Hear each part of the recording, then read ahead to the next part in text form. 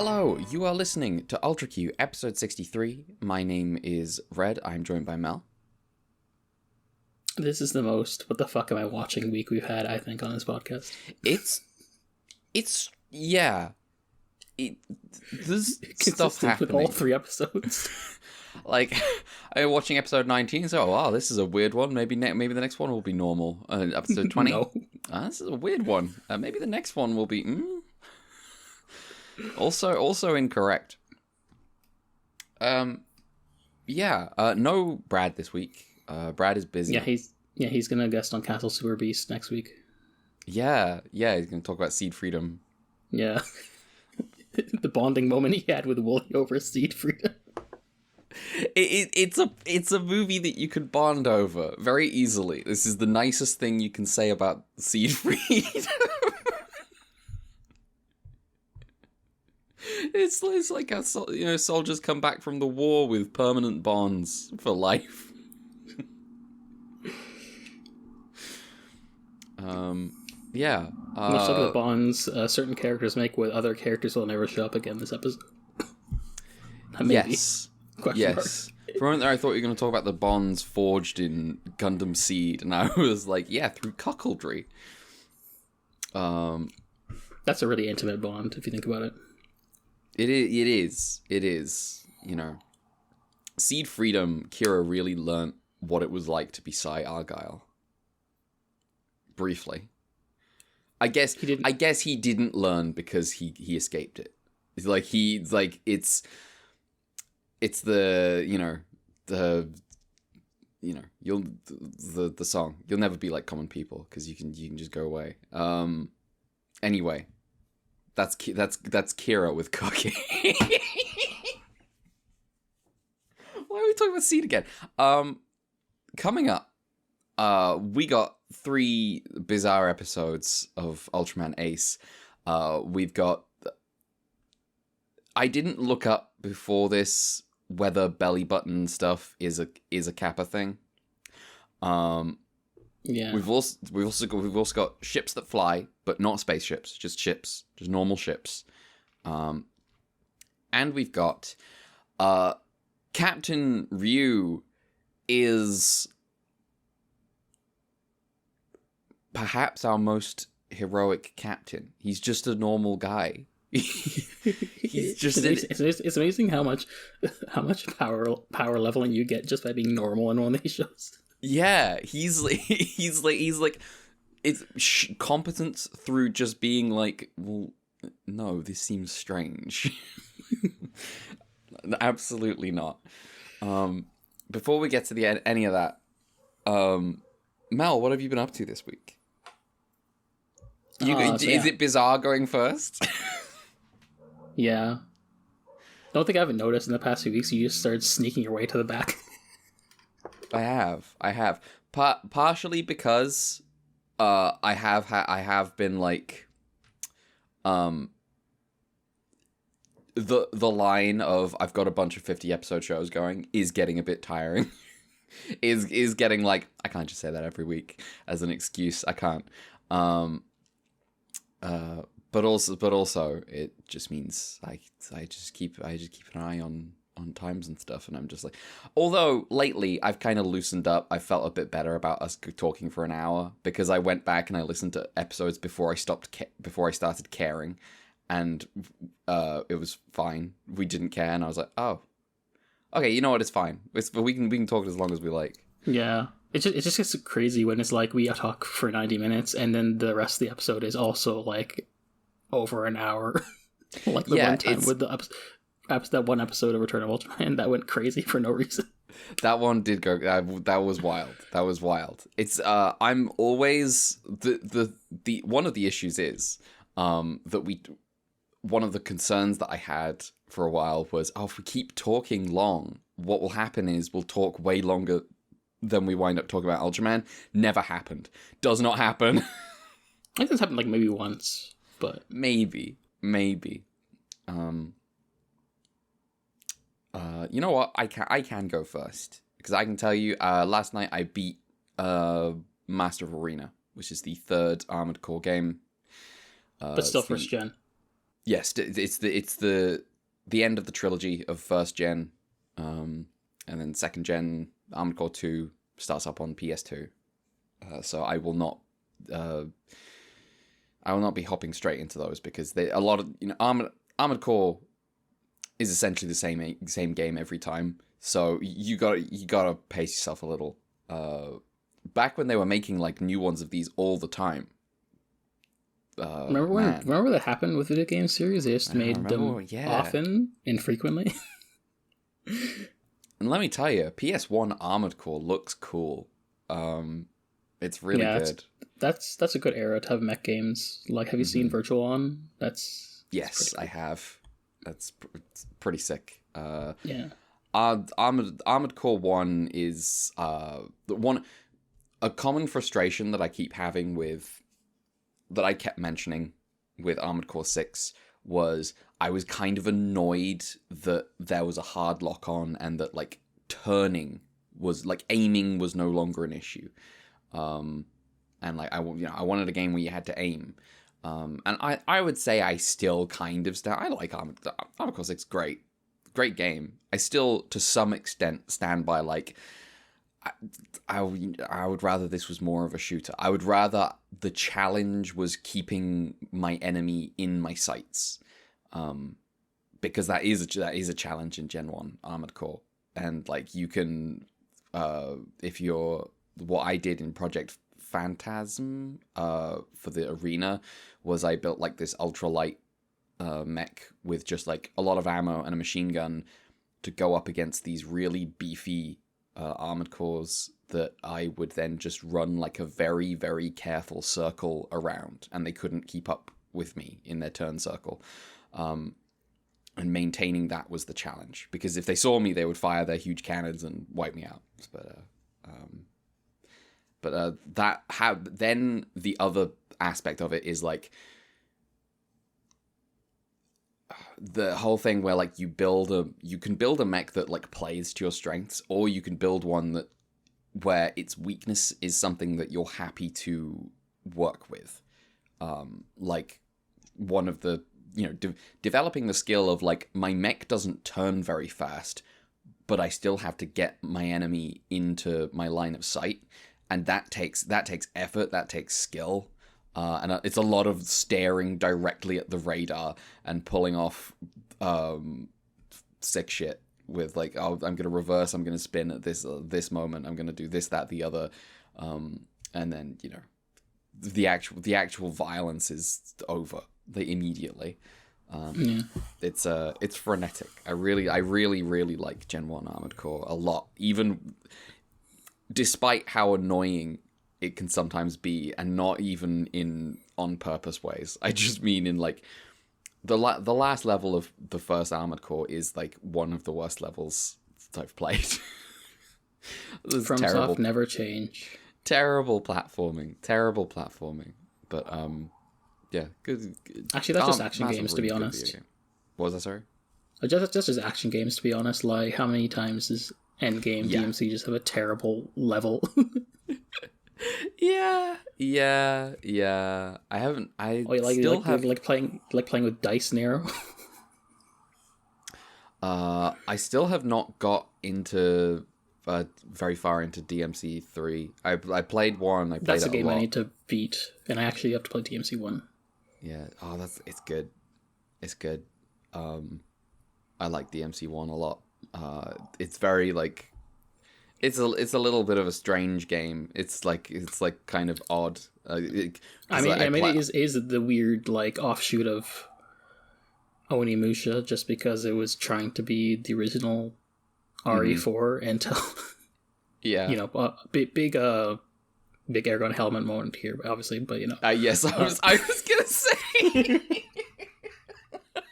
Do you know Aragon when he kicked the helmet, he broke his. I think my favorite bit of that episode was when he mentioned the knife throwing. I got to reference it later that episode. Yes, by only learning about the fact in that very episode. Yes. Oh man, the moment when I realize I'm about to explain Aragorn kicking the helmet and I can't contain it anymore. It's funny. I was listening to like an older Ultraman episode we did yesterday, just because I wanted to check the trivia I already did. Turns out a lot of Ultraman I haven't done a lot of trivia, but we did talk about like Dune 2 in reference to Command and Conquer, and I was like, are we gonna say that thing that we said in that episode here for the first time, and we just forgot and said it again? But no, we didn't. Nice. Yeah, the thing where it's like I fell off. I beat Age of Kings and then took a break before I went back to Age of Conquerors meant that my real-time strategy brain took a break. And then I came back and then we started talking about the same things again. Yeah, it is funny. It's like one of the consistent through lines of the pod. Yeah. Well, what else have I been doing? I don't fucking know. I watched a William Shatner movie. I'm sorry. Now here's the thing. It was mostly really good.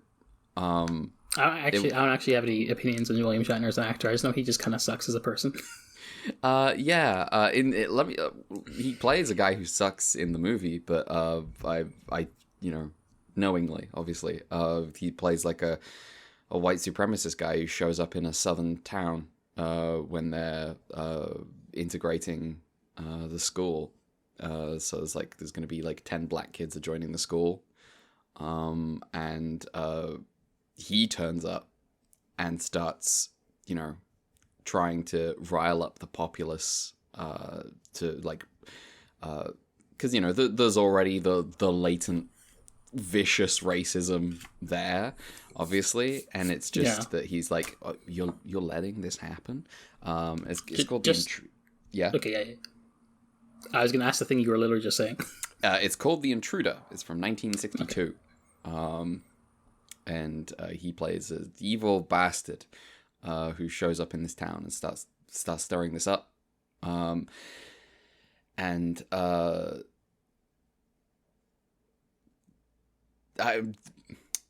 would say the movie loses me in like the last 3 minutes. Because well, all it does, it simply believes a little too hard in the power of the truth, and I'm like, that's not how that works. I'm like, the facts, none of these people care about the facts. What are you talking about? But I do recognize that if they did not pull their punch, they would have been ending the movie on lynching, which is not, I guess you don't want to do that necessarily. No, you really don't. So yeah, I don't know. I feel like a lot of the movie is very, very interesting, and I feel like the ending of the movie is also very interesting, but in a way where it's just to me is just factually incorrect. It's like I just look at the ending and I go, no, that's not what happened. I was like, come on, you'd be real. But yeah, I thought William Shatner was really good in it, which was kind of wild. I don't really think of him as, someone who acts a lot. But I had a decent enough time. It is a heavy subject matter, but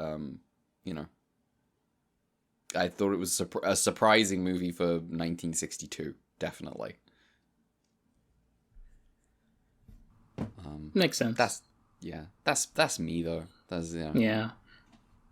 All right. So I had two things, but I think I'm gonna segue from the thing that related to the civil rights movement to the thing that's an allegory for the civil rights movement. Aha. So anyway, I watched the first season of X-Men, the animated series. I see. Yeah. Because I was like, people are gassing up the new show, 97. Mm-hmm. That's like a sequel to the original, yeah. The original show from the 90s, which apparently is pretty closely adapted from the comics too. Also the basis for X-Men as they appear in Marvel vs. Capcom, because that's Yes. Capcom was making the games based off that era of X-Men, because it was contemporary. But yeah, also just before that, I also saw the pilot they did a couple years before called Pryde of the X-Men, which is like a 30-minute thing. Different cast of characters. In the pilot, it was like the newcomer was Kitty Pryde, the girl who can like go through walls and stuff. And like Nightcrawler was in the team and stuff. But in the 90s show, instead it's like Jubilee, who has like electric powers. And instead of like Nightcrawler, you got Gambit. We'll say first episode or two-parter of the 90s show pulled me in a lot more than the mostly kind of generic feeling Pryde of the X-Men, which kind of just felt more like a good superhero versus bad superhero show, with a lot of Professor X giving exposition. That's what they call him, Professor X. Yeah, that's what it stands for. Though the end of the Pryde of the X-Men does end with like trying to stop Magneto from doing a colony drop. So Magneto drop the colony. Which does lead me to my theory that I'm going to be testing as I get further along in the actual show, which is that maybe Magneto and Char Aznable are the same person. Damn. Including being correct. Including being correct. That does get me into like the stuff with the X-Men, because that's the thing with the X-Men. If you somehow never heard of the X-Men, which feels like both a ridiculous thing to say, but also not crazy with the way that like for a long time Disney purposely kneecapped X-Men because they didn't own the rights to the movies. Is that what happened? I've not. I have a friend, my friend Kayem, who's like also my Tales friend, also knows a lot of comic stuff, and he told me that in the era where, like, in that sort of era before they bought Fox, Disney was purposely like having X-Men comics be like putting like not as good qualified writers on the comics, and also giving the popular X-Men their own spin-off. And also when Ultimate Marvel vs. Capcom 3 was getting popular at EVO, they specifically had Capcom make Marvel Infinite without X-Men. Damn. So it was intentional, because the X-Men were the MCU. Yeah. But now they own more of the film monopoly, so they can make the X-Men again. Yeah, they're like, these heroes that we love. We've always loved them. We've always had nothing but the best. Yeah, doing research, apparently I found out that like in the 80s and 90s, the X-Men were just like the most popular comic series, and then it's there was I do very clearly. I was never really into X-Men. I was never, to be honest, I never really read many, like, I have confessed on this podcast before to being a 2000 AD person. But I do remember a time when I was aware that the X-Men were like a big deal, and I was not aware of fucking I didn't know who Iron Man was. I didn't know who any of those motherfuckers were. Like, you even get the X-Men movies in the 2000s, and then before the MCU starts, and then it's only with the MCU that starts going like a lot more in the Avengers direction. I think some of that's just because like there's something about the attempt to like make X-Men an allegory and commentary on like political rights. And I think in the same way that like Spider-Man appeals to a lot of people just because he's like a normal guy with like juggling a bunch of things, that like that's the thing that makes Peter Parker appealing to people. People like Peter Parker. Yeah. Capital L like Peter Parker. And I think just from watching the first season of the show, there's like I think like the fact that it tries to do that stuff does make it more interesting to me. Like there's stuff like you could feel the discrimination in the air against mutants, and like there's like demagogic politicians trying to drum up fascist legislation. You got like lots of like stuff you'd get with like, I guess, but not just like racism allegories, but also like queer allegories of like why was they born this way, etc. Right, yeah. And you can get stuff like mutants being forced to do crimes just because, like, to survive. There's, like, stuff going on that's interesting. There's even, like, a mini arc, which I'm sure will be revisited later, where there's, like, an island that's claiming to be, like, a haven for mutants, and it's actually just, like, kidnapping them and enslaving them. I was gonna say, I bet that's not real.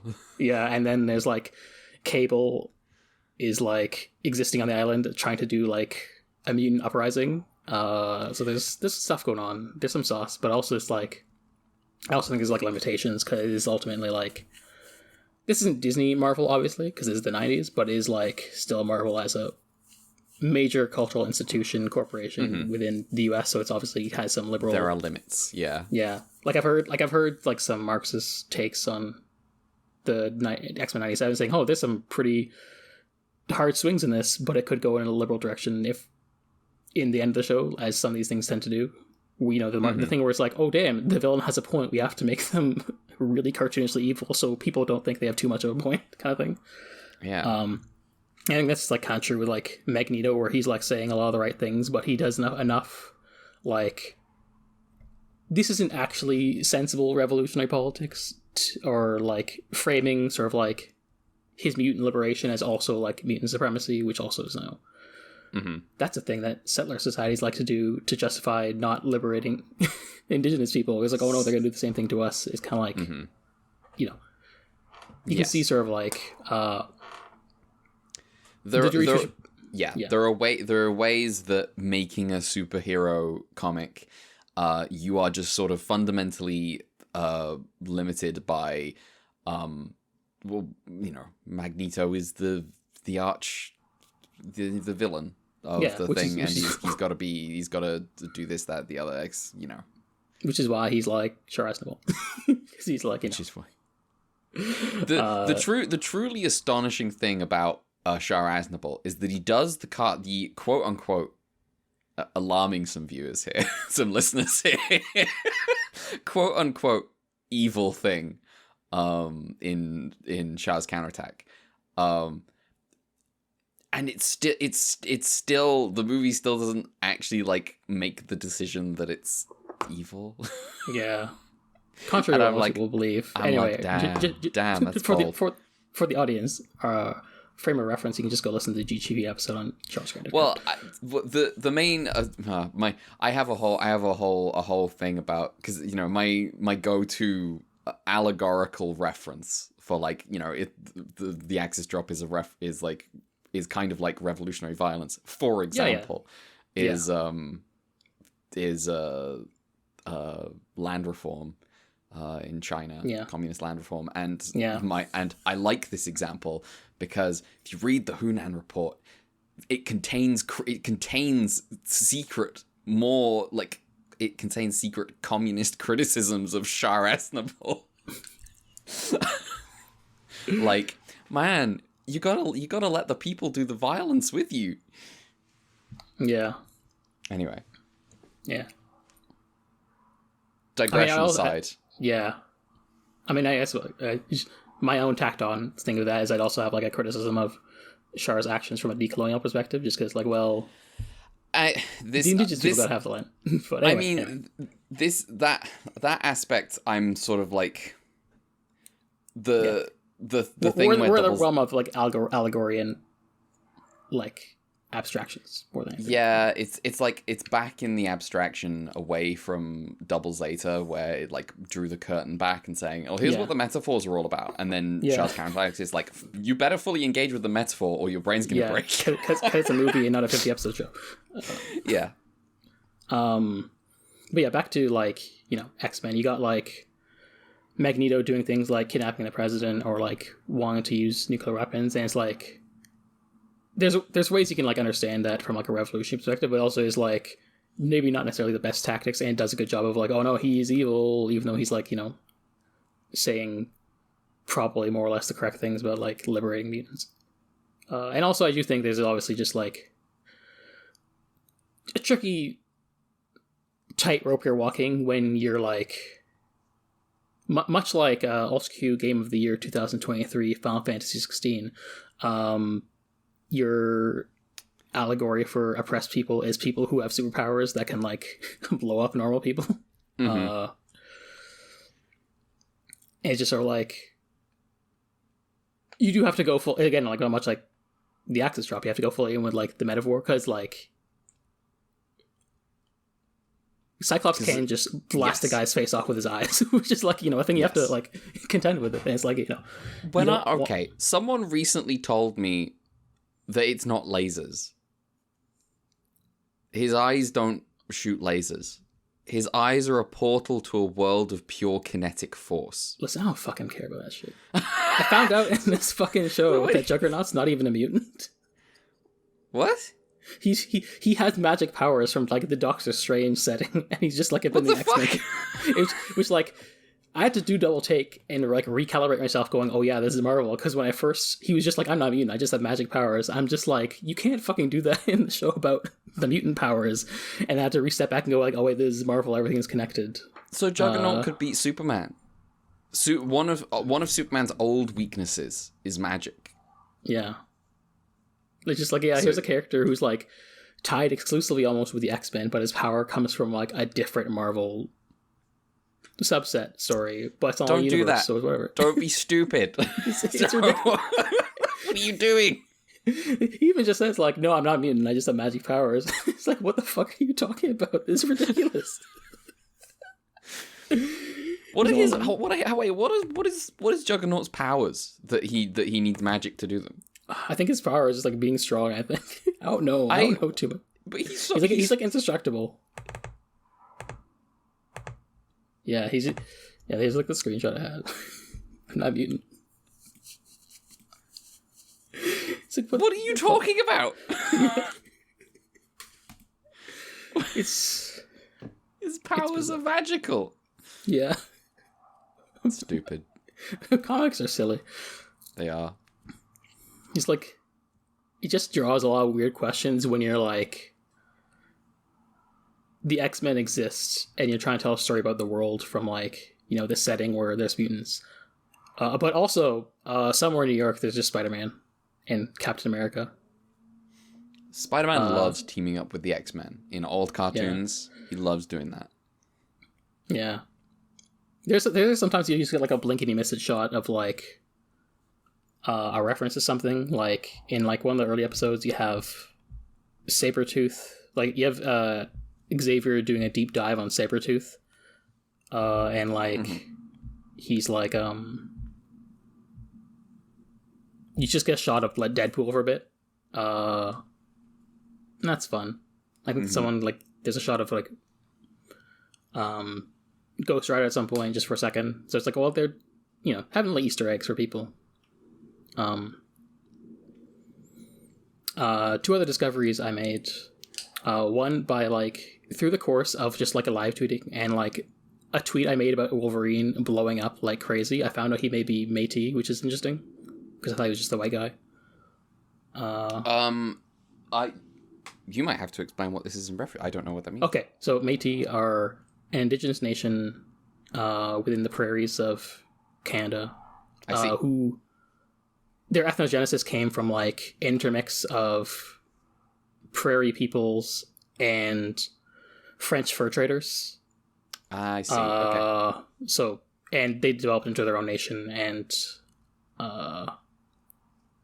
there's like a complicated history of like, well, you know, true of all indigenous settler population interactions, but there's sort of like a major post-Canadian Confederation series of wars with like a Métis leader, Louis Riel, because like the province of Manitoba was established basically on the place of the main Métis settlement, and it was just sort of like positioning of like the Métis trying to come in as like full equals, and Canada just being like, no, we're white supremacists, obviously, and just a whole bunch of rebellions happened there.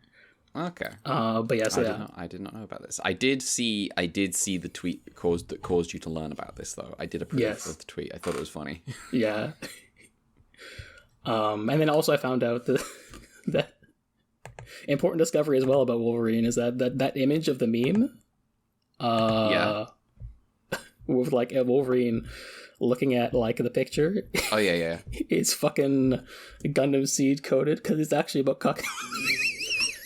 Oh, it's them. It's those two. It's Cyclops and her. Jean Grey. That's the one. Yeah, I was just like lost my mind when I discovered this for the first time. I was like, holy shit. That's hilarious. Yeah. Does he cut? Does he take the photo out and cut out Cyclops? He does a little bit. I think he cuts out her, but okay, I see. He's got some issues. Yeah. He goes and fucks off and chills with an Inuit village for a bit, which is cool, but also it's in the 90s. I don't think they're necessarily portraying things as tactfully as they could. So I do have the issues with that episode. But it does like put the whole like, oh, he's indigenous into perspective, knowing that episode. So that's cool. You know what I think they should do with X-Men in the future is they should recognize, they should redo this, and he cuts out Jean Grey from the photo and then throws her away and keeps Cyclops. I think that'd be pretty pretty funny. Yeah, I do think the show's pretty good. I feel like it's weird because I think I read this is like one of the first American cartoons to not be strictly episodic. And so there's like a sort of serialized storytelling going on, but it does feel a bit like they're like still learning how to do that almost. Okay, now I'm going to tell you right now, they haven't finished learning. Because like, I'm listening to A More Civilized Age, I'm watching Star Wars Rebels. They haven't fucking learnt yet. They don't know how to do it. Yeah, because what happens is like you'll have like through lines between the season, but it does also feel like there's just a couple of like arcs. There's like episode or like 1 to 2 episode stories that like are the focus of a singular episode, and like they'll come back and they'll drop threads for later, but it does feel like we're kind of mostly moving on to the next thing by the next episode with like maybe like a transition at the end of an episode. Like there's this part like 3/4 through this season where like Apocalypse shows up for like 3 episodes and they deal with him and like his fucking weird mutants themed after the 4 Horsemen of the Apocalypse. And they just deal with it, and then the immediate next episode is, oh, there's a guy from the future coming and he's going to stop an assassination attempt. And it's like, okay. It's the pacing feels weird. Yeah. Because of that. Just like weird whiplash. And it's like, well, we stopped an assassination. Oh no, Magneto kidnapped a guy. Oh no, we gotta stop the bad guy. It's weird. The pacing's weird. It's enjoyable, but I also just feel like I don't feel like, season... There's a bit of a through line in season 1 of just like... They do kidnap this sort of fascist senator, and by helping him... No, Magneto kidnaps the fascist senator, but by helping him, he's sort of like, well, maybe I'll be less fascist and we should support mutant rights, which is a very liberal way of doing things. But that is kind of like the main through line of season 1. Another through line of season 1 is that in episode 2, at the end of the first... pilot episode 2-parter, the mutant Beast gets thrown in jail and gets arrested. And then episode 3 is like Magneto showing up to break him out of jail. And Beast is introduced in this episode reading Iron Ore Farm in prison. And I'm like shaking my head going, oh, Beast, you need a better taste in literature. And then I find out exactly why Beast has this taste in literature, and Magneto's like, listen, I'm busting out of jail. We gotta free the mutants, and Beast is like, no, I need to stand on trial. They need to hear our causes just. And I'm like, oh, you're the most fucking liberal mutant in the world. That's why he likes Animal Farm. And then like he's just in prison for the entire of season 1. He doesn't get out until the last episode of season 1. It's so funny. He saw the end of fucking what do you call it? The live action Gundam. Yeah. He saw the end of what the fuck is it called? G Savior. He saw the end of G Savior one. That's so noble. Man. Yeah. That's how it is sometimes. Yeah. This is what it is to watch cartoons. It'll be nice to see him like actually do stuff. Yeah, he's like supposed to be a big deal. Yeah, and he was just in jail for all time. Rip. Which is funny. But now he's out, and hopefully he'll get to do stuff other than just like, you know, chill in prison and read books and pontificate, because that seems to be his thing. You said Apocalypse had like 4 Riders themed stuff going on. Yeah, I didn't realize they'd do that, which makes sense, I guess, because his name is Apocalypse. But also, I'm rolling my eyes a bit. He's like gets.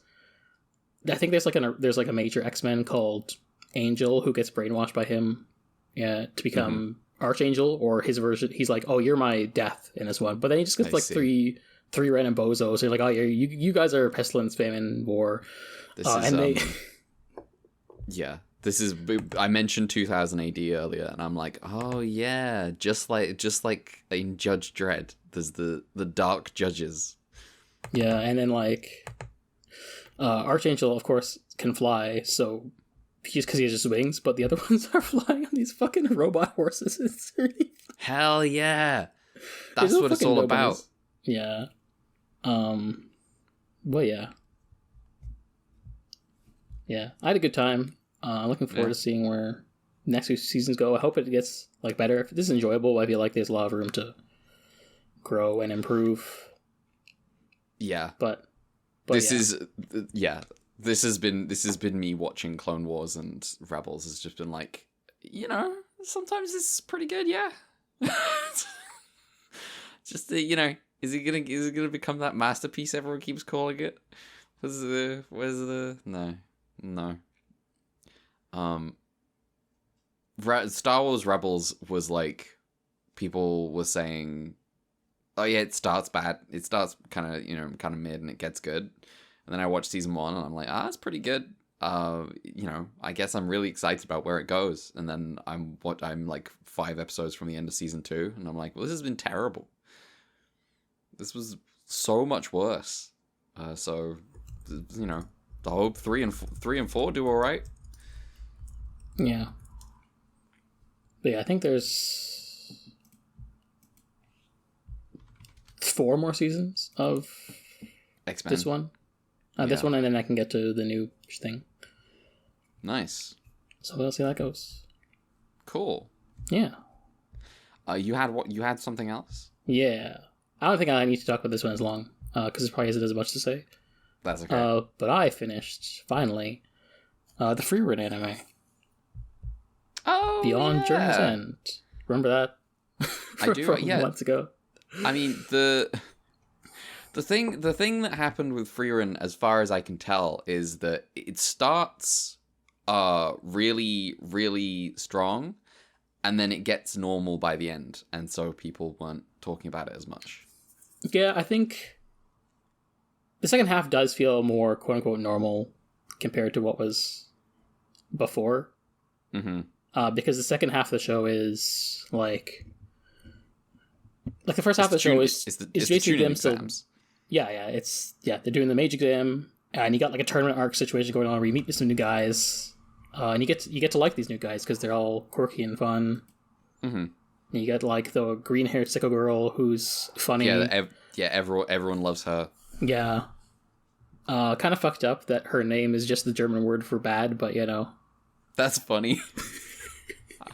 One of my German friends was just saying this, like, I can't take this character seriously with that name. What's the German word for bad? What's her name? Ubel. Okay, that's pretty funny. Yeah,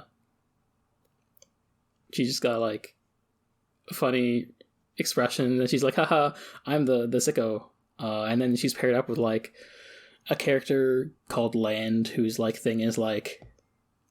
He's paranoid, so he's like sends his clones out, and like only a few people can realize that they're talking to the clone of him and not the real guy. Which does lead to like one of the funniest punchlines at the end of the season, which I'm not going to reveal. But I think I have seen the clip that you're talking about. I saw that on Twitter. I was like, that's pretty good. That's pretty good. Advanced Naruto techniques. The character in question reacts. This is like, that is pretty funny. I'll give you that. Have you seen the clip from Boruto where I've never seen anything about Boruto. Where Naruto is coming to give Boruto a birthday cake for his birthday, and then the Naruto in the house disappears because it was a clone, and the cake hits the ground and splats everywhere.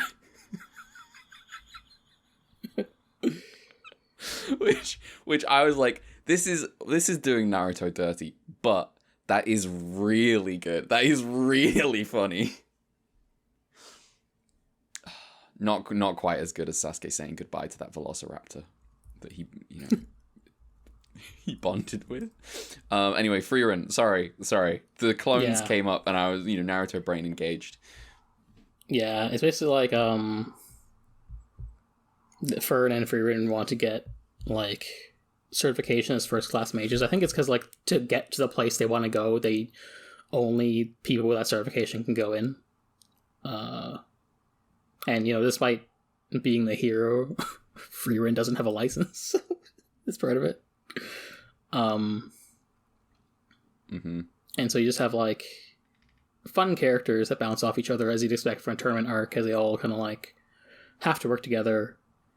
And between each sort of like lesson, there's sort of like a cool down episode where like everyone's back in the town and they cross paths in sort of like a more slice of life setting. And it's cool. That's where I think it's like, well, the series hasn't like lost its identity entirely. It's just like it's just doing its own thing. It's kind of like a aside. You still get some like the traditional free run stuff. It's just like in a new context, which makes it like it's maybe not the thing you necessarily want from the show, but I don't think it like necessarily makes it bad per se. So like it's still good, still enjoyable. And it does seem like I'm presuming that like now that they've done the exam, they're going to go back to doing the normal stuff for a little bit. The wandering. Yeah, because the last episode is basically just them leaving the town and going, well, on to our next journey. Yeah, do our thing. More flashbacks. Yeah, it is funny that like the guy Stark, because he's not a mage, he's just like chilling and enjoying not being like having two weirdo women with him all the time. He's not on call. Yeah, and everyone's just like, he's made friends with all the townspeople. He like goes to meditate on a cliff, and this old guy just goes up to him and is like, I've taught you all I can teach you. And he's like, I don't know you. That's pretty good. Yeah. Wow. Yeah. So yeah, it's good. I'd say it's pretty good. Theoretically, I should read the manga, but I'm bad at that part of the equation. Oh, I do have one more thing. Was the manga that you've read pretty quickly? It was Dragon Ball. I finished Dragon Ball. Oh, you finished it? Yeah. Okay. Yeah, I finished Dragon Ball. Damn, Dragon Ball's really good. I'm not going to talk about it for long. I'm just hang on. Let me pull up. Where did I put my fucking ranking? I ranked the fucking arcs. Let's see if I agree with it. Like a week later or whatever. Not a week later, like a few days later. I know nothing about Dragon Ball, so I couldn't tell you when. That's okay. Brad can listen to this and get mad. Bottom of the pile, the King Piccolo arc.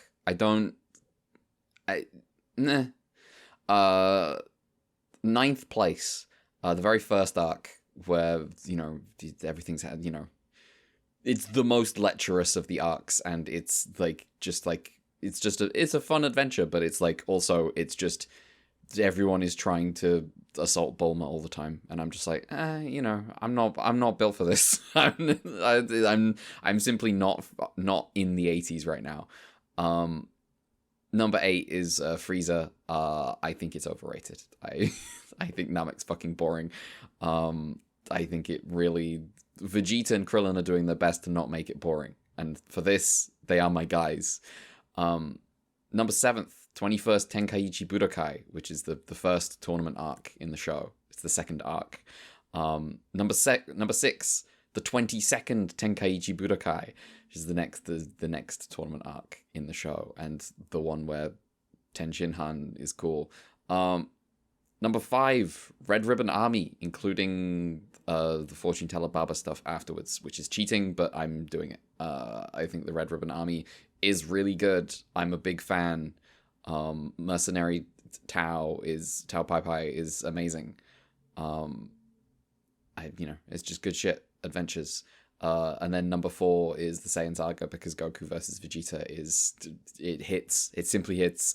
And then 3 is Cell Saga, because it's a nice return to form after you get back to Namek and all the cast are back involved again and you're having a good time and there's stuff happening. And also you've got Android 16, 17, and 18, who are all great. They're great. Love them all. And then second place... Yeah, people tend to like those, from what I gather. Yeah, the androids... I'd say androids. They're not androids. It's cyborgs. Number 2, the 23rd Tenkaichi Budokai. The tournament arc to end Dragon Ball right before, the anime goes into Dragon Ball Z, right? And it's, it's good. This is good. Goku fights Piccolo. It's a really good fight. Piccolo's good. Love Piccolo. And then top of the list is the Buu Saga. Which is the best Dragon Ball, obviously. The only slip up the Buu Saga makes, despite what YouTubers will tell you, is that they build up the Gohan fight and then it doesn't hit. And that's it. That's the one slip up. The rest of it is gold standard. Goten and Little Trunks are... I was like, oh, I'm not gonna like Little Goten and Little Trunks. Little Goten and Little Trunks rule. They're the best. Love them. But yeah, there's Dragon Ball good. I had a great time with Dragon Ball. All right. How do you think it'll be? My experience will be when my first exposure to Dragon Ball will definitely be watching the movies with GGP for the backup, without any other context. Okay, so I've been watching some of these movies. I'm gonna tell you now, that first movie, which I believe is written by Toshiki Inoue. Fantastic. Is the first 3 movies are very strange because they're not like what you think of as the Dragon Ball movies. The first 3 movies are alternate takes on the arcs that the characters... Like, they introduce the same characters, but they're alternate runs on the arc, compressed down to movie form. Like, they just tell slightly different stories. Yeah, it's weird. And you know what's... Like, I'm like, this is a very bizarre thing that you've done. However, the first movie, I do think is just better than the first arc of Dragon Ball. I don't really... fuck, Inoue wins. The king. Inoue wins. But also that's just because, it's... it's good. I think it's a good movie. But like the next 2, I don't, are not as good as their counterparts. Especially the third one's bizarre. The third one is absolutely ridiculous combination of stuff. Also features Dr. Slump cameos, and I don't know fucking nothing about Dr. Slump, so and the manga has the same cameos in like the relevant arc, but it's like a quick tour around Dr. Slump Town or whatever, and it's like, okay, I can see that you would care about this, and then they all fuck off. But the those movies, strange. Now that I've gotten into the Dragon Ball Z movies, they're exactly what I thought the Dragon Ball Z movies would be, and they're pretty good. I think it will be interesting as guys show up, and you're like, I don't know who this guy is, but they've clearly got a thing. I think I have to prepare myself for that. Like it's funny because like Piccolo shows up in Dead Zone, and it's like, you're not gonna know what Piccolo's deal is. Yeah, I just have to go by osmosis. My ass is not going through all of Dragon Ball to prepare, so I'm just gonna roll with it. So I've been meaning to read Dragon Ball for a bit, and then the man died, And I was like, okay, well, that has to move up the schedule. And then GGP were like, well, we're going to watch the movies. And I was like, I could do that. And I was like, I should read the anime. I should read the manga. And I just read the manga. And I was like, oh, that's really good. So, yeah. Yeah. It's fine because like there was on another podcast network I listened to, they did a series where they went through all the Dragon Ball movies. Okay. And so I just listened to those without context. I was like, okay, that's fun. Yeah, they're pretty good. I tried listening to their follow-up series where they started going through all of Bleach without trying to watch Bleach. And eventually I was like, I can't actually keep track of this anymore. This is actually too hard to follow up. That seems... Wow. Don't know.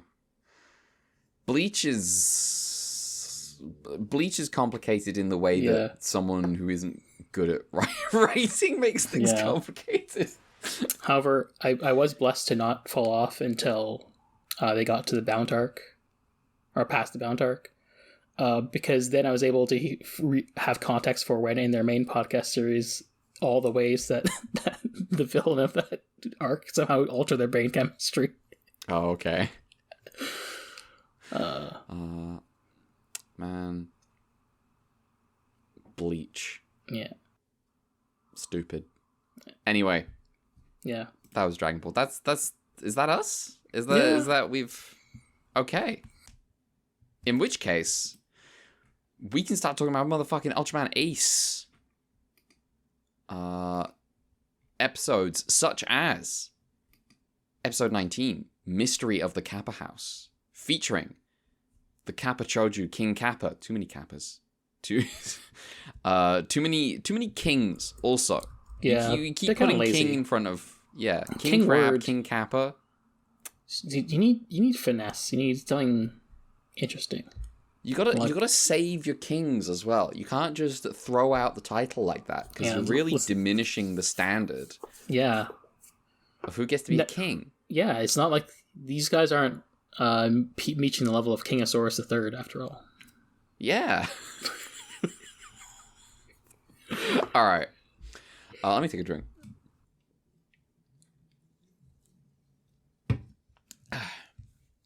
All right. A kid named Yasuo witnesses the appearance of a Kappa Choju, which then conceals itself underground with the pool on its head becoming a swimming pool in his neighbor's garden. Unfortunately, this kid is infamous for lying, so when the crew visits all the... Yeah, apparently. Once again, we have a boy who cried wolf, and we never get to see him cry wolf until the wolf arrives. Yeah. So when the crew visits, all the locals ridicule Yasuo for wasting their time. The crew leaves. They do not buy the whole swimming pool thing. Yasuo's friends get invited to go swimming in the pool. And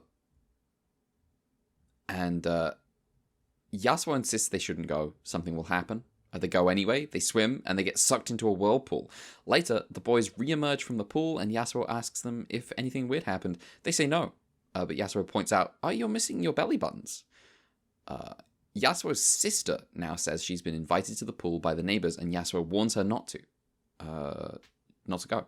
She ignores him, gets sucked into the whirlpool, but this time Yasuo sees what's happening and calls the crew. Hokuto arrives, and Yasuo tells him, my sister will be missing her belly button. His sister turns up and asks Hokuto, hey, you want to see my belly button, right? And Hokuto's like, okay, well, this is getting weird.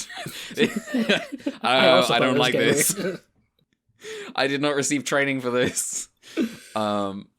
She shows her belly button to Hokuto and Yasuo. Well, it seems like that's case closed. As assurance to Yasuo, like Hokuto promises... Yeah, like Detective Conan. As assurance to Yasuo, Hokuto promises that if belly buttons go missing, he'll dive into the pool to retrieve them. Hokuto and Minami still wonder if Yasuo might be telling the truth somehow, and Yasuo's mother assures them that her son fucking sucks, and they shouldn't feel sorry for him. Later that night, Yasuo's sister is up and about and removes the fake belly button she was wearing. Master Yasuo of special effects, super eye protections. Yes. Yasuo follows her upstairs and finds his two friends and his sister, and they've all undergone a bizarre transformation. Yasuo gets kidnapped by the neighbors, and they put him in the pool. He gets his belly button stolen and Yeah, undergoes the same... First he goes through, like, the Ultraman 2 transformation sequence that he spins around. Yes, he does. He undergoes the same transformation. Hokuto and Minami retrieve him and take him to a hospital where his mother admits that Yasuo was telling the truth. The crew raid the house and gun down the robotic neighbors, but not before they can activate the Kappa Choju and shoot Minami in the arm. In the lead up to these events, Hokuto related to Minami a story from high school about being lost in the woods and an older kid promising to find help. And because he promised, he was able to summon the determination to follow through. Hokuto sees the pool begin to stir, and he's straight in there to retrieve those fucking belly buttons like he promised. King Kappa starts wrecking shit, and the crew launches its attack while Hokuto is getting spun around in the whirlpool. Minami disobeys orders, and I guess runs all the way back to HQ launch in an arrow. Is the base just, like, down the street? How... it takes her really quickly to get through the base. Runs away, and the captain's like, where are you going? And then it cuts back to base, and an arrow is launching, and I'm like, damn, all right. Did she fast travel? Clearly. She got just out of range of King Kappa. It's like in Yakuza where you could use the taxi as fast travel. Yes, it is. She flies over the Choju, over King Kappa, and ejects to land in the pool. Her and Hokuto transform into Ace and fight King Kappa. Ace drains the water out of the Kappa's head and then splits the Choju in two. The hospital got wrecked in the fight, but Yasuo is alive, and he's all better. He's got his belly button back. The other kids are saved too, having disobeyed... that's a full stop. The others are saved too. Having disobeyed their orders, Hokuto and Minami are punished by the captain. Their punishment? Having a day out at the beach with the children. The end. So, I don't know everything about Kappa. I didn't know about the belly button thing. So the thing about Kappa that I know is that they do weird shit about, like, stealing orbs, your soul in the form of orbs out of your butt. But yes, that's the thing I know. Okay, let's see. I also know it's annoying Twitch emote, but other than that, I know there's there's belly button stuff to do with lightning. I wasn't the Kappa thing new dynamic I was not aware of. I mean, I think the Kappa does appear by lightning, so maybe that's it. But, like, we're extremely not. I guess that might be it.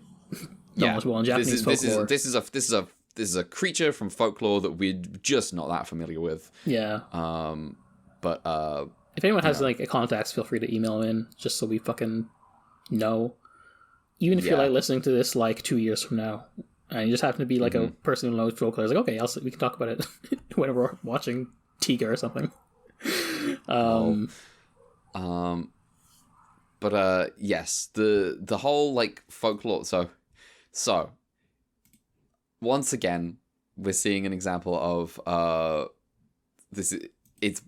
It's very funny because it's like it's a Kappa Shoujo, and it's like, oh, it's a plot by the Yapul, and it's like, oh, it's a Kappa. What are you talking about? You did a folklore thing, and you're like, oh, Yapul plot. There's a struggle when you have like the villains be like aliens. Mm-hmm. It's like you gotta like stretch a bit. Yeah. To be honest, I feel like you could get pretty far if like you made Yapul a presence in like more of a presence in the episodes where they actually mattered, and you could probably get away with a few episodes where they're just not there, and it's just a weird thing. But like if you the other thing you could do is have a Yapul character who's doing research. Yeah, that too. He's like trying to figure out. He's like, oh, the Kappa. Oh, that's a delightful creature from Japanese mythology. I'll take that. Yeah, absolutely. Hey, boss, I got a new Choju idea for you. I feel like there's like other Monster Week shows that do similar things, where it's like, oh, I'm gonna put these things together. Mm-hmm. I do think it's fun that like you can see the pool and the trees and stuff on the Kappa's head. Yes. Like this character just has a swimming pool on its head, and it's really funny and weird. So we have had a Kappa before, and it was shit. Yeah, it was kind of like two, because there was the alien torpedo, and they're identically named Kappa Servant Kaiju. Yes, because Ultraman really likes to do that. Yeah, this Kappa I like this Kappa. I like the pool on the head is like a really just iconic feature to this Choju. I'm a very big fan. Yeah, it's got like the Varicane body design too, which is fun.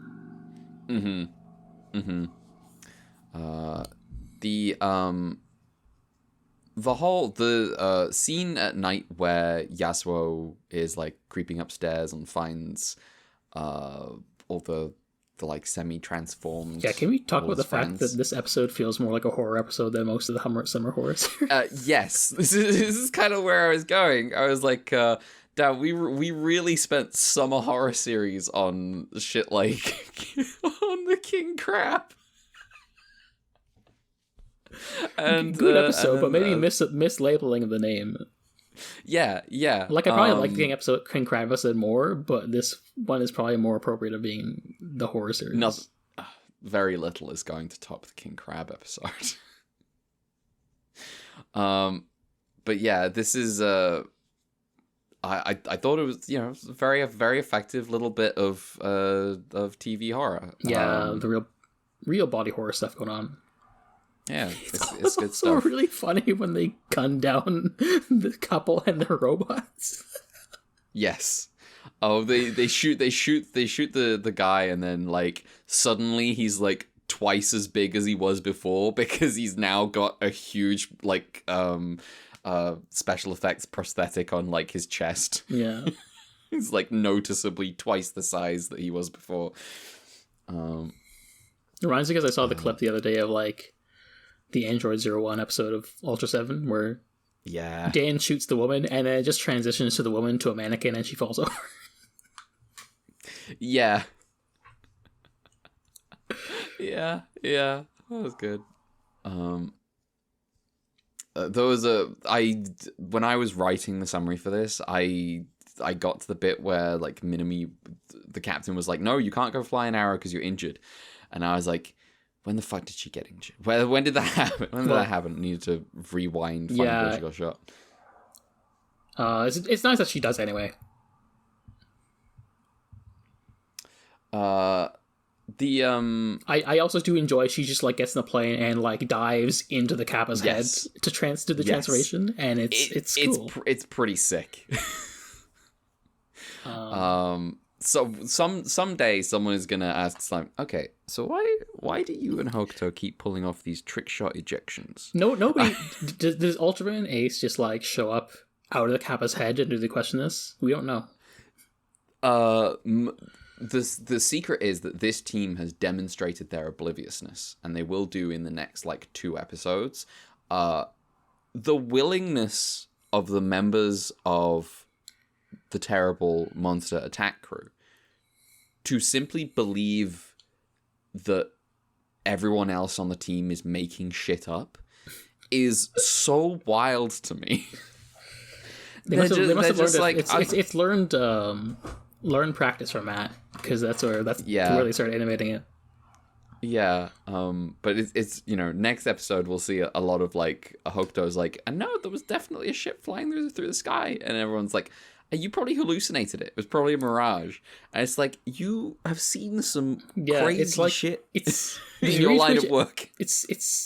I'd have to wonder if like some of it's just like the character's adherence to like science, where it's like, well, this logically cannot happen despite the fact that they're clearly fighting things that are not logical. Mm-hmm. Once again, the captain clearly the only normal guy that one time when it was like, there's something science can't explain about this. I can't explain cow curses.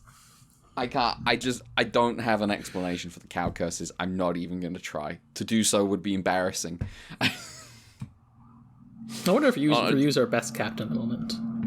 He might be. He's got like, he's not the same as Kato, but he feels like he's got a similar energy that we liked in Kato. But like, I feel like we've gotten more of him, and part of that's because he didn't leave the fucking show. But one, he didn't leave the show, and two, they once again just have to have this will come up in the third episode, but they've tapped into this profoundly normal energy that they just can't get for anyone else. Yeah, and not normal in the way that like fucking I forgot his name, the Captain in Ultra 7, who's just like a guy derogatory. He showed up to work and is like, okay. Hey, I'm punching him today. I may have done a genocide last week to aliens, but don't worry about it. Oh, remember that one time we wiped out that alien species? Dan's in the seat next to him was like, the fuck did you just say? What? Excuse me? God. Oh, man. I thought this was a good episode. Yeah. I had fun with it. It's just like a fun time. Truly, we were just in space between like not even between anything. Just like since we got past the Crucifix episode, we're just in like a space of like they're just doing nonsense. Mm-hmm. Mm-hmm. I feel like I kind of like that because it's like it feels like it's tapping into something we hadn't had as much of in some of these shows. Like sometimes we get nonsense, but like I feel like I don't know. It's not like quite Ultra energy because it's like ridiculous and it's still like an obligatory Ultraman fight. But you know, maybe it's just like they aren't thinking too much about like real hard sci-fi. They're just doing clown shit. Yeah, it could be that might be the thing. It might just be I don't know, but certainly it's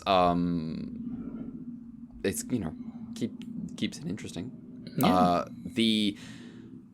The other thing in this episode is we mentioned it again is for some reason Ultraman loves to introduce a child who lies and not show us the child ever lied. Yeah. They want to do heuristics, but I feel like to a degree we still need to be bought into it. Yes. You need like at least one instance of like a white lie at the intro of the episode in like a cold open or something, and then you can have me on board, I think. But when it's just like the first thing he says is the truth, then yes. Also, it's like the degree to which everyone hates him, including his mum, is bizarre. Actually, I have a question. Yeah, go ahead. I always think about this when watching like these, because you've had a bunch of these like Child of the Week episodes. Do you prefer having a Child of the Week for these episodes, or do you prefer Jiro? Or over Jiro / Hoshino? Because I remembered who he was at some point. But Jiro's the go-to at this point because he's like actually a presence and a character in his respective show. On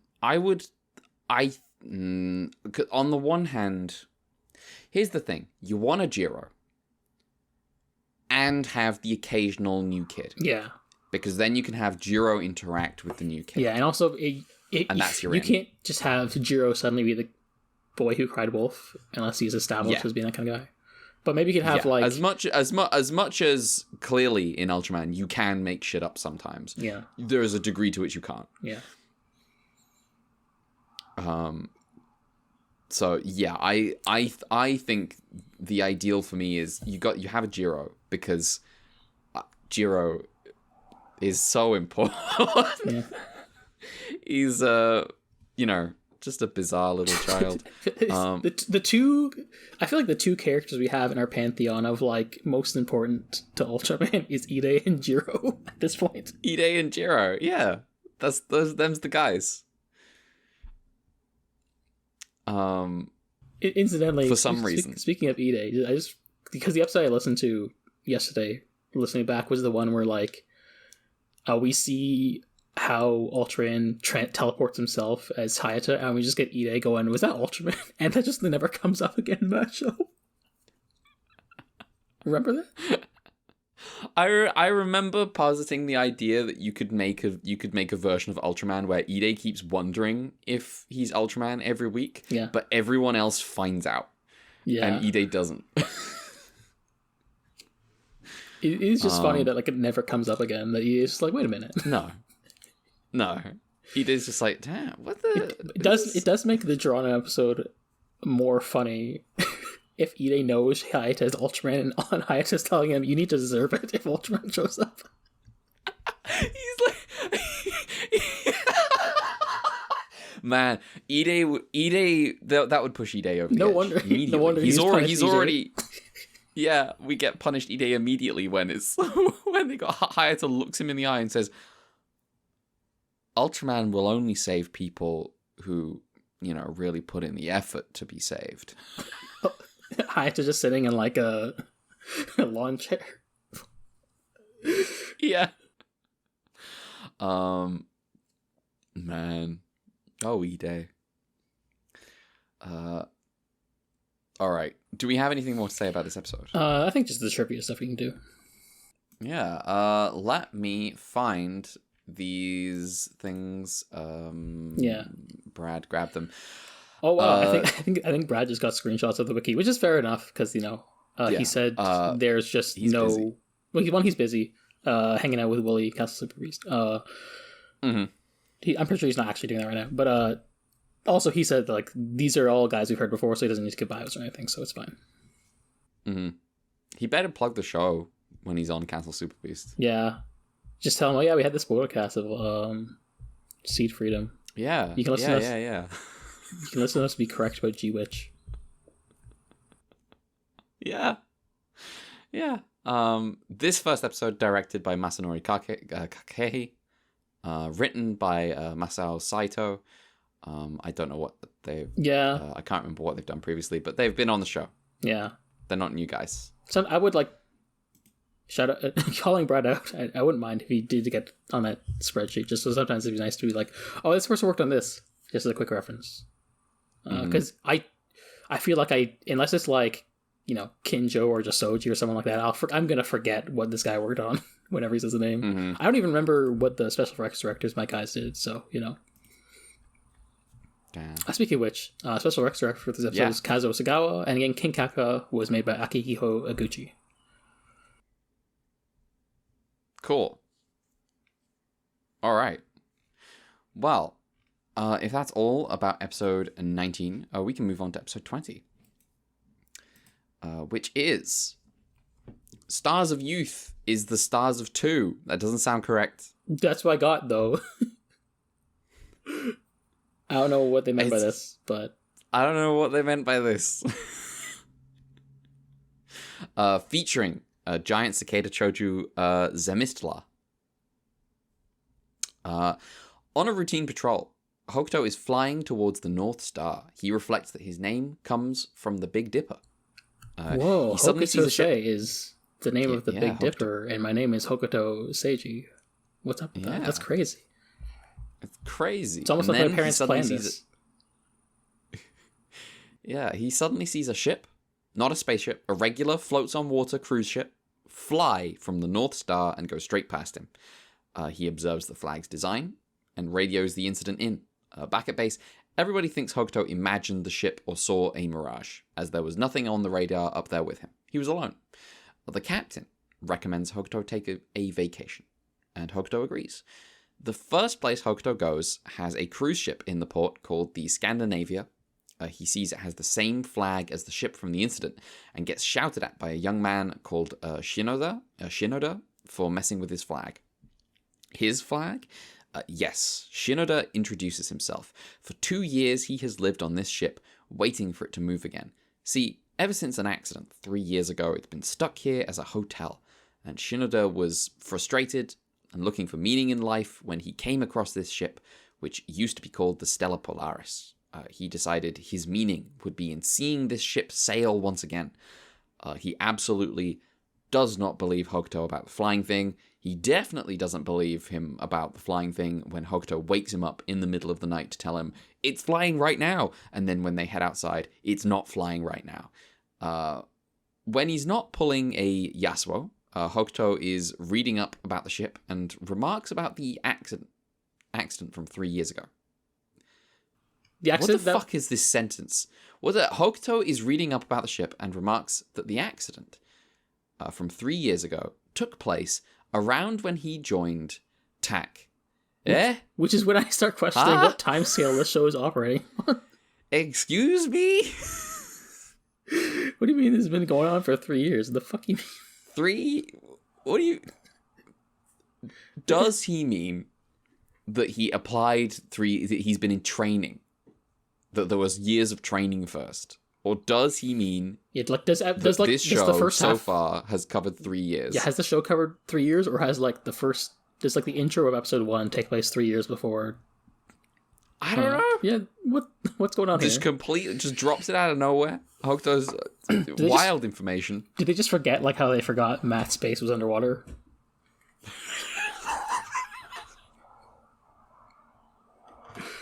I love that moment so much. She runs out of the door and then is like running around outside, and I'm like, no, you're not. What's going on there? The next day, Hokuto finds evidence of burns on the hull of the ship, which could only be from the air resistance of flying at high speed through the atmosphere. Shinoda is like, huh? What? And the Yapul are like, he got us! Activate the Choju! He goes, what? And then goes to fist punch Hokuto from the boat. Yeah, he's trying to fight Hokuto.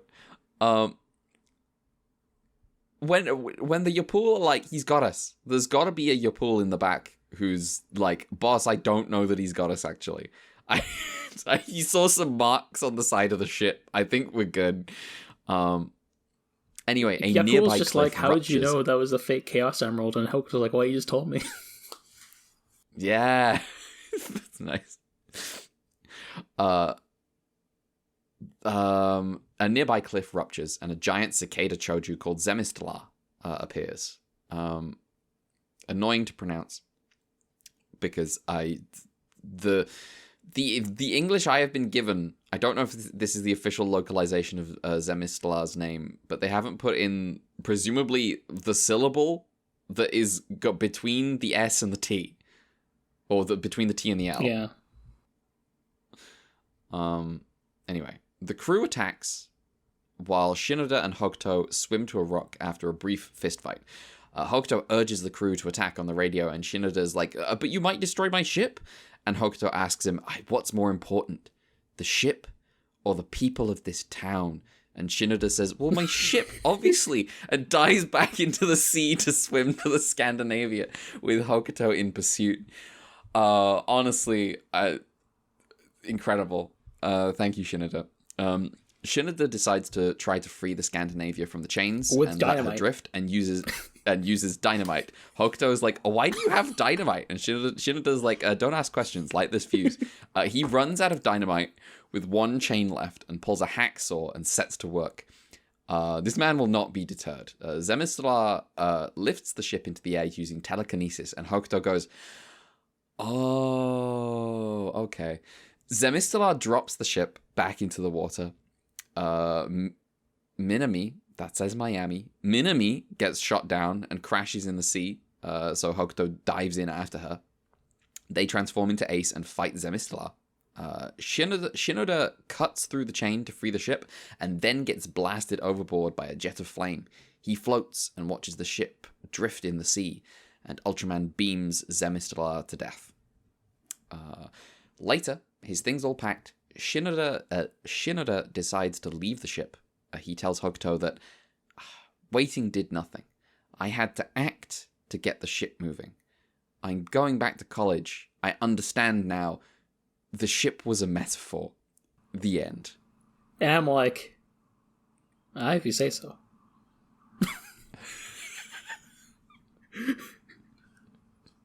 What the fuck? The highlight of this episode is every time Shinoda makes a truly strange decision.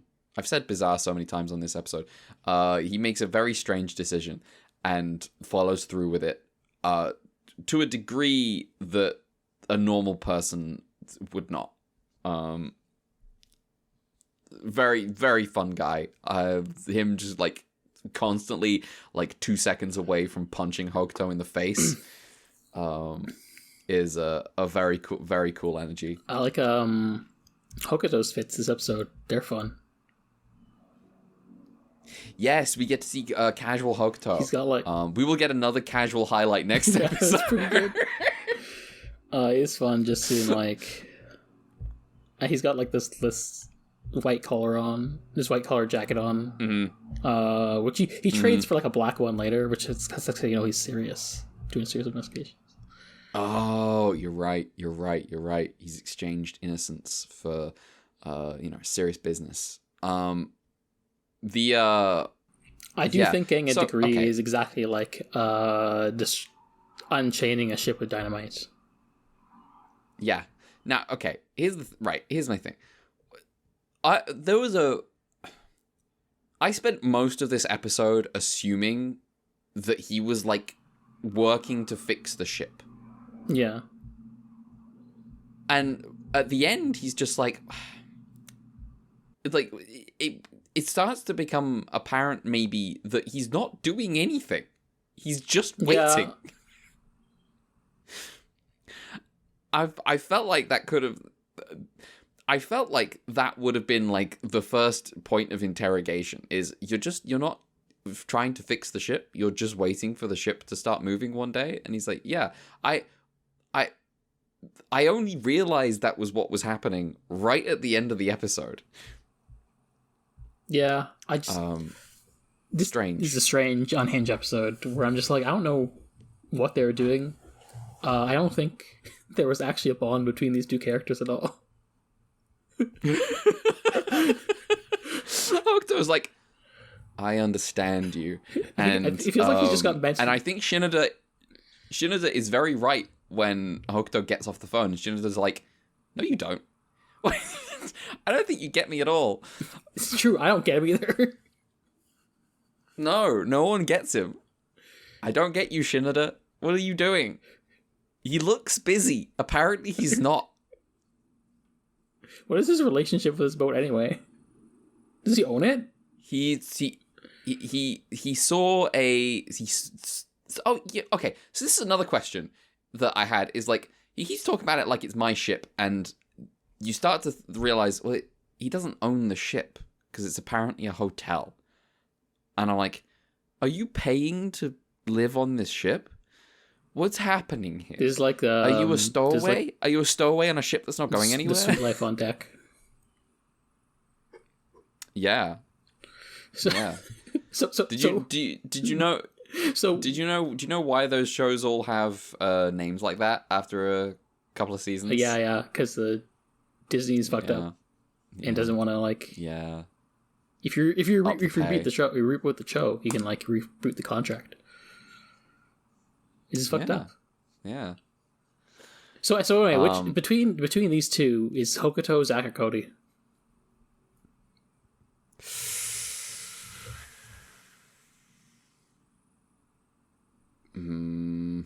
I did not watch enough of Sweet Life to know. Zack and Cody. First of all, I need to look them up so I can. Okay, so Cody is the nerdy one. Who's like a bit stuck up, wears like sweater vests. And Zach's like the extrovert who's like more sporty and stuff. See, one of these guys was driving for a bakery. Yeah. But I don't know. The vibe is simply not matching. I will say I think Hokuto's fit in this episode is not a Zack fit; it's more of a Cody fit. Okay, we'll go with Cody then. We'll go with Hokuto being a Cody. The Sweet Life of Hokuto and Shinoda is going to be this episode's title. No Minami, by the way. No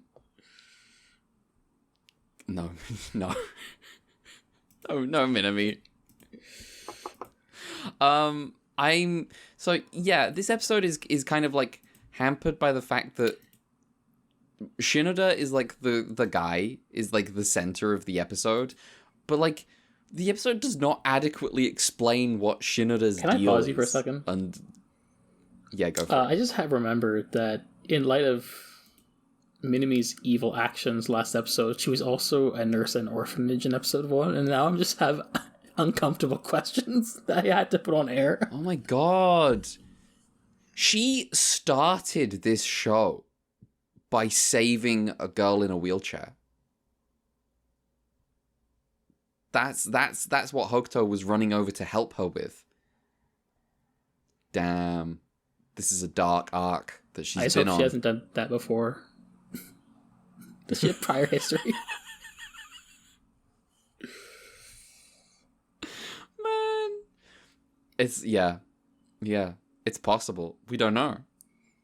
Presumably TAC do their investigations into people's background. And presumably knowing TAC, the more evil you are, the more... No, you know what? On the whole, TAC is not an evil TAC organization. has probably been the least evil organization we've had. And yet, just in keeping with the vibe of what Tsuburaya Studios at this time believes is heroic, they continue to accumulate, like, interplanetary ballistic missiles. Yeah, I mean, it is, post-war Japan. also Catholicism. I can't remember what episode it was where we were talking about, like, it was like a Toho movie about, like, the same subject matter and about how the solution in, like, the Toho movie is, like, I can't remember, but and then it's like versus Tsuburaya. Oh yeah, it was the meteor, meteor Gorath. one. Gorath, and I can't remember what the solution. Yeah, Gorath was they put solution... thrusters on the bottom of the planet and pushed it out of the way. I see, yes, and then the solution for the Tsuburaya show is, well, naturally we just immediately launch nuclear warheads at it. That's what we keep them for.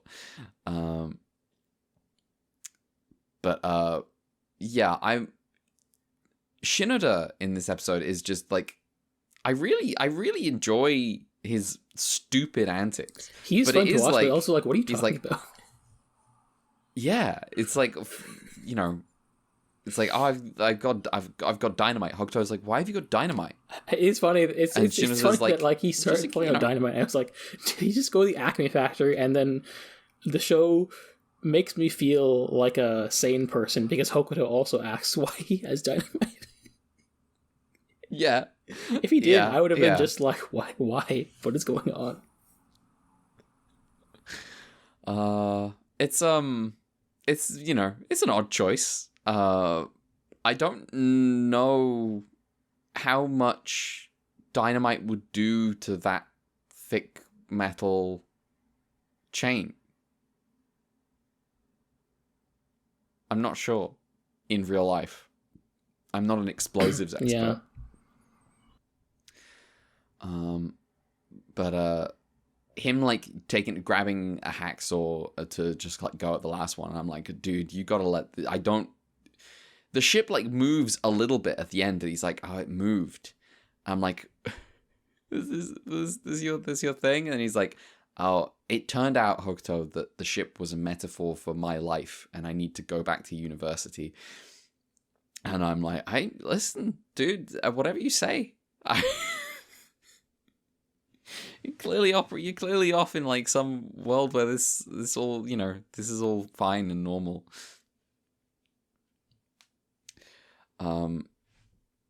Meanwhile, for Hokuto, the ship is it's a weird mystery to investigate. Has been moving. It's a weird mystery to investigate. And it's a bit of a letdown of a reveal, IMO. One, it's not like enough of like a weird unreality of like, oh, I keep seeing the ship moving, but it's not actually moving, right? Like if you just stuck with that, you could then engage with it on like, oh, the ship is like, like Shinoda is saying, the ship is a metaphor for your life as well, Hokuto. I feel like it was just what they were trying to do because of like tying it with his name and stuff. Oh yeah, but I don't think they succeeded. That is what they're trying to do, but yeah, and then one. There's also a Choju in this episode as well. I don't actually know what the plan was with the ship. Like it flew, but why? What was going on? Yeah, there's some. So, where's the debrief on this mission back at the Yapul base? Where like, why were we making the ship fly? Who could have found us out? Well, so what? What were you doing it for? What is he foiled? What were we doing? What was the plan? Why did we send it to the North Star and then have it come back? What? Like, I feel like did I not pay attention to the episode, or was it just that incoherent? It was that incoherent. Okay. It was just at some point, they were like, Yapul, the Yapul have a plan. This is Choju. The Choju made the ship fly. And I'm like, well, this is a fucking waste of time then. What was the point of the mystery? Get out of here. Yeah, there's a little bit of a letdown. It is what it is. Who made this episode? Let me have a look. Okay, directed by Masanori Kakahei, written by Shigemitsu Taguchi, which is a name I recognize. Yeah, me too. I know of Taguchi. He's written some stuff. Special effects director is once again Kazuo Sagawa, and Zemislar is designed by Akihiko Gucci. Okay. Yeah, I don't know how much else we have to say about this episode. Yep. Do you got anything? If I was writing an episode, I'd make it make sense. Yeah, it's either got to make more sense or less sense. Is the problem. Where it's like you can't just throw in an explanation about why the ship is moving, right? You can't just be like, oh, the Choju does telekinesis and lifts the ship up and then puts it down. And it's like, okay, so now that you've done that, you need to explain why, or you need to have not explained that. You need to have just been like, for Hokuto, the ship is moving at incredible speeds because his life is just taken off out of nowhere. 3 years ago. 3 years ago. When he joined TAC 3 years ago. What are you talking about? What's happening? What the fuck? What? I feel like it definitely has to be a lie that this episode takes place in 1975, when I'm absolutely certain that every other episode is going to take place in 72. Yes. And also Tara is going to take place in 73, etc. Yeah, maybe this episode is a coda. This episode is from 1975, and all other episodes aren't. This is like the feature that Hokuto has, and we're just going to go back for some reason. Yeah. This is yeah. Yeah, I don't know. I wish that like I say, I wish either they explained less or they explained more. And it's a shame because I really like Shinoda being fucking weird. I love the moment when Hokuto looks him in the eye and tells him, which is more important to you, the people's lives or your little pet project? And Shinoda's like, who do you think I am? My pet project? What are you talking about? Which it hits on that hits on like things where it's like I've got like my list of of JRPGs that I want to play. And it's like, you know, Hokuto looking me in the eye. It's like, what, you know, do the people around you matter more than the JRPGs you're going to play? And I'm like, well, obviously it's the people. But is that how I act in my day-to-day life? Is that true? I don't know. But ultimately, that's not what the episode's about. The episode is about how it's like, I had, you know, I wasn't actually doing anything in the engine room. I was slept in there. What are you talking about? Anyway. Stupid. Shall we talk about episode 21? Yeah. I think we should. The Phantom of an Angel. Featuring Angelic Choju Appraiser. I think I Appraiser. think I got a different name, but let me just go check.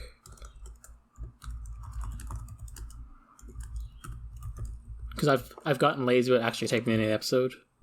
I saw a vision of the Celestial Maiden. Is that quite good? Okay. Anyway. Well, that's fine. Anyway. Captain episode. Yeah. We have it at last. Captain Ryu's daydreaming? No, he's just dreaming. Dreaming about a weird angelic woman in space and wakes up in his apartment where he lives alone. No family. Confirmed, does not hate his family. He does not have family to hate. A woman who looks a little like the angel from his dream knocks on his door, seems to know who he is, calls him Captain, and asks him to hire her as his maid. Ryu says, well, first of all, I don't need a fucking maid. Second, TAC members' identities are supposed to be secret. How do you know about that? How do you know I'm a captain of fucking anything? She has no answer, and Ryu says, oh, alright then. I buy. And she runs off and immediately finds another guy who agrees to hire her as a maid. Meanwhile, a galaxy or something explodes. Yep. Bang. Just like that. In TAC HQ, the crew are picking this event up as weird space waves from the direction of Virgo. The captain, in his genius, says the words, speaking of Virgo, I met a woman this morning. Thank you, Captain. He explains the incident, and everyone runs. What? What the fuck is ribs? Ribs. Yeah. Everyone ribs the captain for it. But he can take a joke, it seems. The strange woman is now the maid of a guy called Shinichi, who is too happy. And he's like, oh, maybe you should be my little sister instead. Nope. No. Bad vibes. Bad vibes. Anyway, he's mad at the captain for turning her away. Something odd happens. The temperature drops all of a sudden. Hokuto and Minami are sent to investigate. All his fish died too. Was it? Because of the temperature. Yeah. Mm-hmm. Hokuto and Minami are sent to investigate this incident and find Shinichi's house is the center of the problem. But he refuses to talk to people from TAC, and Minami sees the maid flee the window at the sight of the crew.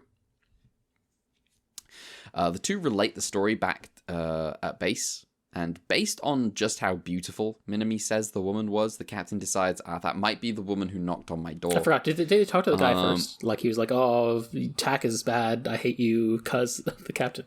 Yeah. He refuses to talk to people from TAC. He's like, get out of here. Fuck off. Captain Ryu heads over in plain clothes to see what the deal is and sees the woman on the roof, and she shoots at him with laser eyes. Ryu then gets chased off by Shinichi, who's like, you're that captain guy, aren't you? I hate you. You're the worst. You suck so much. They're like, well, we can't go. Neither of the three of us who was there before can go because then we'll be infringing on his private property rights. Yeah. Yes. Back at base, the crew pick up a vast localization of space waves around Shinichi's house. Something's going on. Everyone except the three who already got turned away go stake the place out. And we get to see how Yamanaka dresses when he's off duty. Ladies and gentlemen, sunglasses at night. Oh my god, this is so good.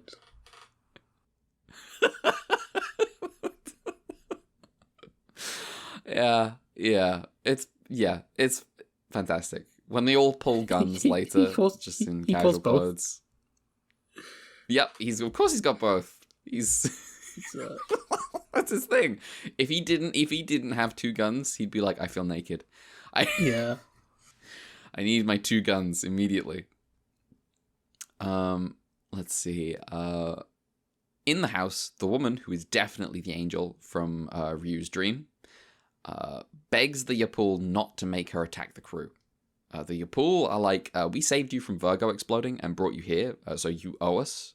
You gotta kill people for us. They wound her face, and this is supposed to be like tarnished beauty. I love Shinichi the intersection of misogyny and ableism. Yeah. It's classic stuff. Shinichi stands outside the door and listens to the angel scream and cry and says, hey, you want to get married? And then she transforms into a giant choju. And blows up his house. The crew attacks, and Hokuto, blows up his house immediately. He's like, oh, I think I love you, through the door, while she's like, no, please, no. Oh God. The crew attacks, and Hokuto and Minami and the captain fly in to attack from the air. The fight isn't going anywhere, and the captain attempts to ram the choju, which has some effect and does not kill him somehow. Whoa, the matte arrow penetrates the woman. Is this symbolism? I hope not. I mean, I hope away. At some point, Hokuto and Minami transform, and Ace fights the choju. They turn it back from its current form to the original angelic form, but still giant. At which, yes, giant woman has arrived. Check that off the list. Shinichi emerges from the rubble of his house and, like the weak worm he is, shouts in despair, why are you a giant now? Useless. Can't appreciate the giant woman. Ace takes her to find a new home in the Cygnus constellation. Shinichi is in despair, and Ryu tells him that it might be better to think of this as a dream, albeit an important one. The end. What the fuck? Yeah. What the hell? What the fuck did I just watch? The vibes on Shinichi are the worst in the show outside the incel guy. It's really bad. I say this like Shinichi is not clearly an incel guy.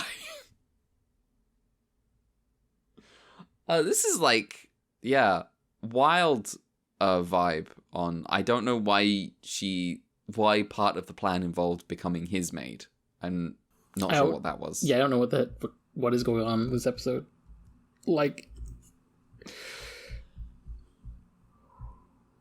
yeah. So. Where to start with this? I think one thing is, like, I do think it's kind of cute. They have, I guess, ongoing mythology of, like, the personification of constellations, kind of. Because, like, they continue to lean into this. In Ultraman Ultraman, we got the crab episode from Cancer, and we got a woman from Virgo, so, you know. Mm-hmm. Yeah, and so far, neither of them have been, like, villains or anything. Like, in both cases, they just got allowed to go back home, basically, to the stars. Yeah. The other thing, the thing in this episode that I think, is, like, good to me is just every time Captain Ryu is interacting with anyone in this episode, it's good. He's I don't know. He's a cool guy. I like him. His reaction to everything just being like this kind of like, man, this is fucking, the stuff we do is fucking weird. Yeah. To his vibe that I really enjoy. Maybe it's just like, because the show is less science fiction focus, the teams themselves don't care as much about, like, the science of things. Indirectly, because and, like, the scientist we have is willing to pull out, like, old tomes and be like, oh, this is a terrible monster from Atlantis. Because meanwhile, in Return of Ultraman, you got, oh, you don't believe our science go? Is that it? Oh yeah, you don't believe in our science, man. I Yeah. wonder what Kishida's up to right now. The mm-hmm. the rest of the stuff in this episode is weird. Yeah, like the guy just sucks and he's uncomfortable. And it's like he's just a guy they got to deal with, and he's also like he feels like the kind of guy that Yapu would take advantage of if they weren't already taking advantage of this woman. Mm-hmm. And like the Shinichi vibe is made weirder by the fact like the show is not like he's not getting targeted by the show or anything. It's not like, oh, this kind of guy sucks. It's just he's just a guy. He's just a kind of guy that exists maybe. And it's like I don't know. I just think it's weird. I don't really like it. But and like you're saying, the moment when it's all like, oh, this incredible beauty, and then Yapul are like, oh, you have to work for us, and then start wounding her face, and it's like, okay, well, all right, it's let's relax. In the less of that. But yeah, I don't know. There's like weirdly not much going on in this episode. Yeah, there's considering like Ace at one point in the battle just shoots her with a fog ray because she's intangible, and then suddenly she's tangible. I think that's the only thing on my notes really that's like worth noting. It's like, damn, there's just this shit should happen to him. What? It's. I feel like this is this week is the batch of the least coherent episodes. I think just like these are not cohesive scripts. They really are not. There's like really all over the place. There's just something rushed about all of this. Slapdash, etc. That like I miss whatever joke that was. Oh, this is slapdash. Yeah, it wasn't a joke. I was just saying the word. I see. Yes. My parents used to, and this fucked me up for years, because I would get them mixed up. My parents would take the word slapdash and haphazard and mix slap-hazard. So it would be hapdash. Yeah, hapdash slap-hazard. And so for years, whenever I was going to say one of those real words out loud, I did have to take like a second to like think, is this the real one? Am I going to say the real one, or am I going to say the fake one, and I'm going to get laughed at? Slap-hazard sounds like a fun movie name. It should be a body cop movie. It does. So it sounds like a buddy cop movie. Slap Hazard and Hapdash already sound Hapdash like doesn't sound as good as Slap Hazard. Yeah, but he's like, you've got to have your because you've got the fucking not the Dukes of Hazzard, the other one where they have a red car, the cop show where they have a red car. I don't fucking know what that one is. The 70s one. Miami Vice? No. Cop show where they have a red car. Starsky and Hutch, yeah. You got, the Starsky's the cool guy. You got to have a Hutch, though. You got to have a Hutch. That's your reminds me. Just an aside, I haven't talked about Boomsher on the show for a while. I'll talk about it at some point, but the full Sentai segue. I do just want to highlight this ridiculous name of a character in one episode. I want you to read that. Let me scroll down and see this. No. That guy's just called Knight Rider. Naito, right? I saw this and I was like, shut the fuck up. That's nice. He's called Knight Rider.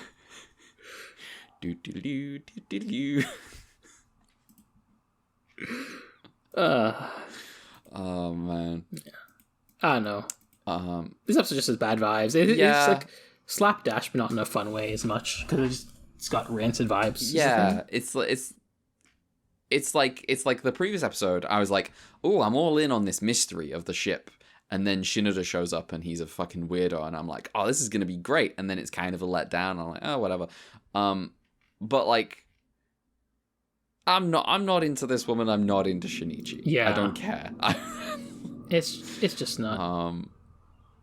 This episode sucks. I think I gotta say, I think this episode's just bad. To be honest. Yeah. It's probably the worst. I feel like this is probably the worst episode we've had in the show so far. Damn. Probably the weakest batch overall too, but you know.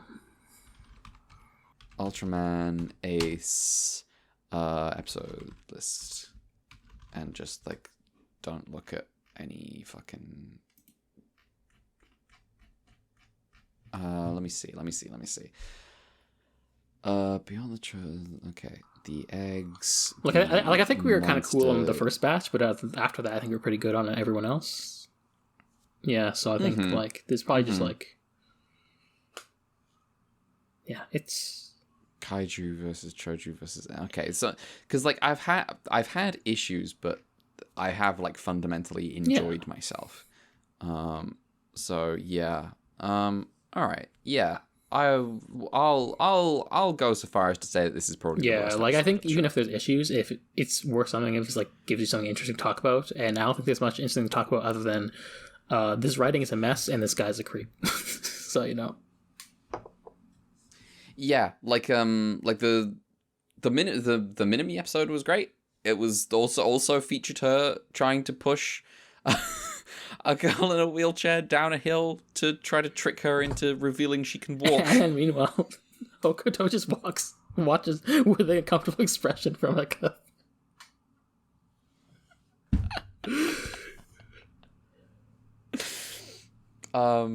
Yeah. but this one's just kind of... It's just are your vibes Hokuto zoomed in too close on the face, or Hayata and Dan shaking hands in the corner of the screen?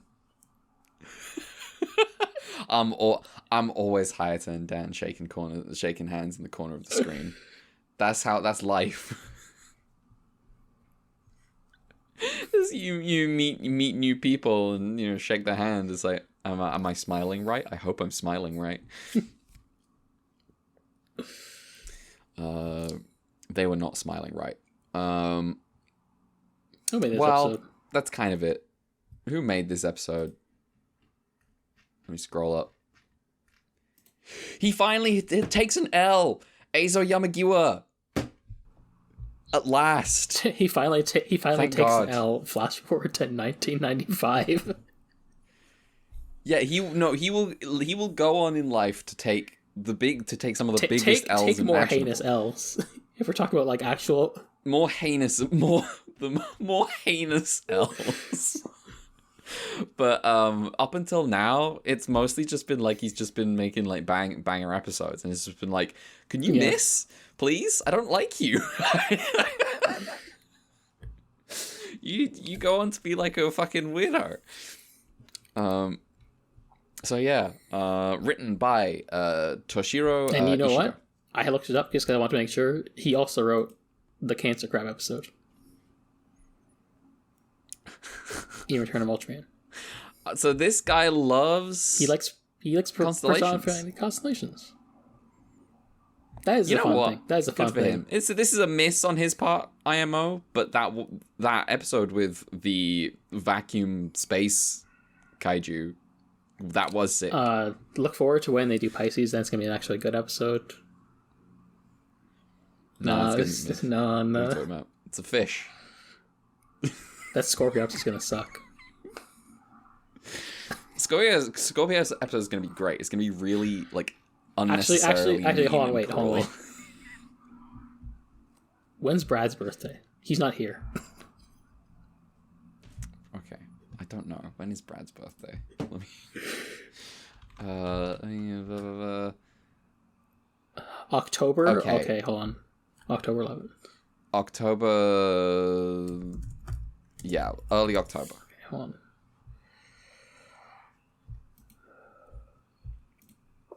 I forgot which one's like early October. Libra. Yeah, Libra episode's gonna be shit. Dog shit. What is the Libra thing? What's the Libra scale symbol? Oh, Brad told me that. Yes, Brad told me that he had the scales. Okay. Oh my god, it's gonna be a fucking It's gonna be a fucking Elric Ultraman crossover. Damn, that's gonna be a hell of a kaiju. Is the cosmic hand? Elric's so sick. Yeah. All right. I need to get my trivia out of the way. That's our 3 episodes for the week. I think. Oh no, yeah, your trivia. Sorry, yeah. So I got a bit of a longer section this time for this episode. Thankfully, I guess. ? First off, apparently no one knows who the fuck designed Aprasar. It just didn't write it down. Though we at least have 2 guys, so you can assume it's one of those guys. But the person who plays it is Junko Hitomi. And the special effects director is a debut. Koichi Kawakita. So he started in 1960 working part-time at Toho because he wanted to work in film. And then he joined Toho properly in 1962 after being interviewed by Eiji Tsuburaya himself. He was part of the special effects department, worked under Eiji and Arikawa, and would be involved in cinematography and composition. He did compositing for Ultra Q's I Saw a Bird episode. That was his first time working with TV. Predominantly, he'd still be working at Toho on movies as an assistant. So he worked on Ebirah, Monster of the Deep, and then also Godzilla vs. Ghidorah. He did some assistant work on Return of Ultraman and later joined as more like a directorial role in Ultraman Ace.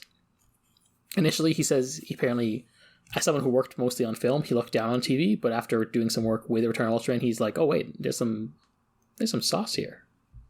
It's good stuff. Yeah. He also may have out at the wiki is kind of like less certain of like when this happens specifically, but it says he may have filled in as suit actor for Ultraman 2 a couple times when Eiichi Kokichi was like not around, I mean. This episode of Ultraman Ace is his first time being special effects director for an episode, but I had mentioned in episode 1 that he was an assistant director for the episode, so he's working behind the scenes and stuff as well. Apparently, his episodes were well received by the audiences, but within Tsuburaya Productions, they were a bit more annoyed with him because he would often take twice as long to film his episodes. Lol. He would also direct episodes for Taro and 80, as well as the show Zone Fighter, which is the first experience directing stuff with Godzilla, because Godzilla shows up in every episode of Zone Fighter. He seems to be his real big breakout is in 1989, where basically the main special effects director guy at Toho is Akiyoshi Nakano, retires, and so he becomes the lead special effects director for Godzilla vs. Biollante. At which point he is basically the lead special effects director for the next 6 Godzilla movies, and then the first 2 standalone Mothra movies of that trilogy of 90s Mothra movies. Okay. Due to his directorial style, he's sometimes called the devil of special effects. Apparently. He likes to use fog effects to like emphasize kaiju silhouettes, as well as gold shimmer effects. I see. He was adamant that he didn't like anthropomorphization with kaiju, and he was adamant they would not fight with wrestling, so he preferred like beams and ray attacks. Boo! I like it when I like the CQC. Yeah, he also, I think, tried to like make sure there were depictions of Godzilla that quote unquote erased his human smell. So that's some more like animalistic designs for Godzilla. I see. He also preferred not to show bloodshed like Eiji Tsuburaya did, and he took it to the next level where he doesn't necessarily show the destruction of buildings directly, and instead he wanted to leave things more to the audience's imagination. He also had a tendency to try and gain as much visual material as possible when filming, so even when they did like recuts or retakes, he'd film them from different angles, so just get that different shots to use. And miniature sets weren't necessarily fixed outright, but like more reconfigured for these new takes. He also tried to make sure that the sound of special effects, because they were sound for special effects was added back in editing and not during filming. He tried to make it when filming that the viewer could sort of like quote unquote feel the sound from the footage in a sense. He was fond of still using the old techniques pioneered from Age of Super I, even when technology was moving on. And he felt secure that even if, like, Hollywood films maybe had better compositing than his movies, that he was still, like, superior in terms of, like, miniature work. Prior to working on Biollante as the head special director, he was also known for just adding in his own ideas that weren't in the script originally.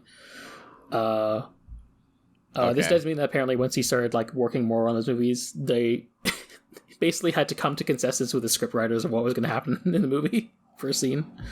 Working together. Mm-hmm. He was also apparently appreciated the Gamera movies, but didn't seem to like the turtle itself, which is funny.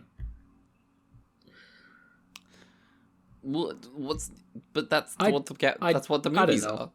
Some of these guys are just weirdos. He's just like, well, maybe he just likes the special effects perspective, but not necessarily likes the turtle design. Yeah. He would retire from Toho in 2002 and establish his own special effects company the following year. Apparently, from Mothra 3 in 1998 and Godzilla Final Wars in 2004, Toho just stopped using the position of special effects director, which means that people started to refer to as Kawakita as Toho's last special effects director, and he uses such in his own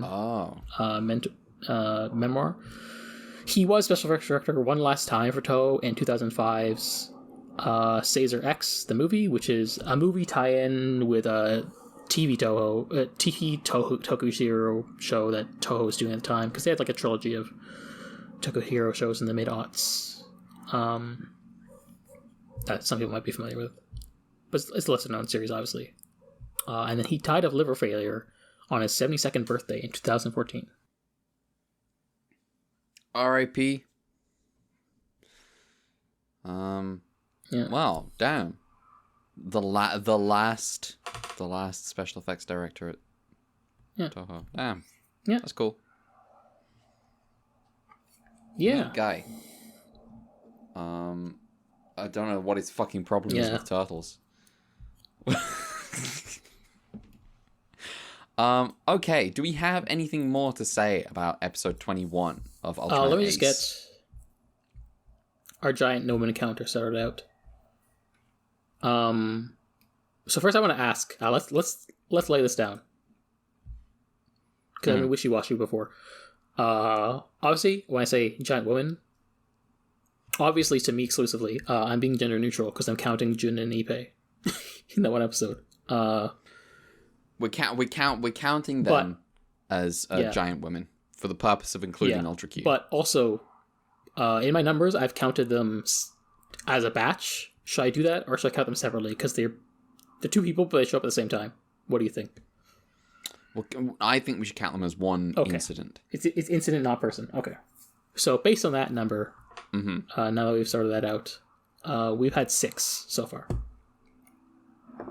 Okay. Can you okay, so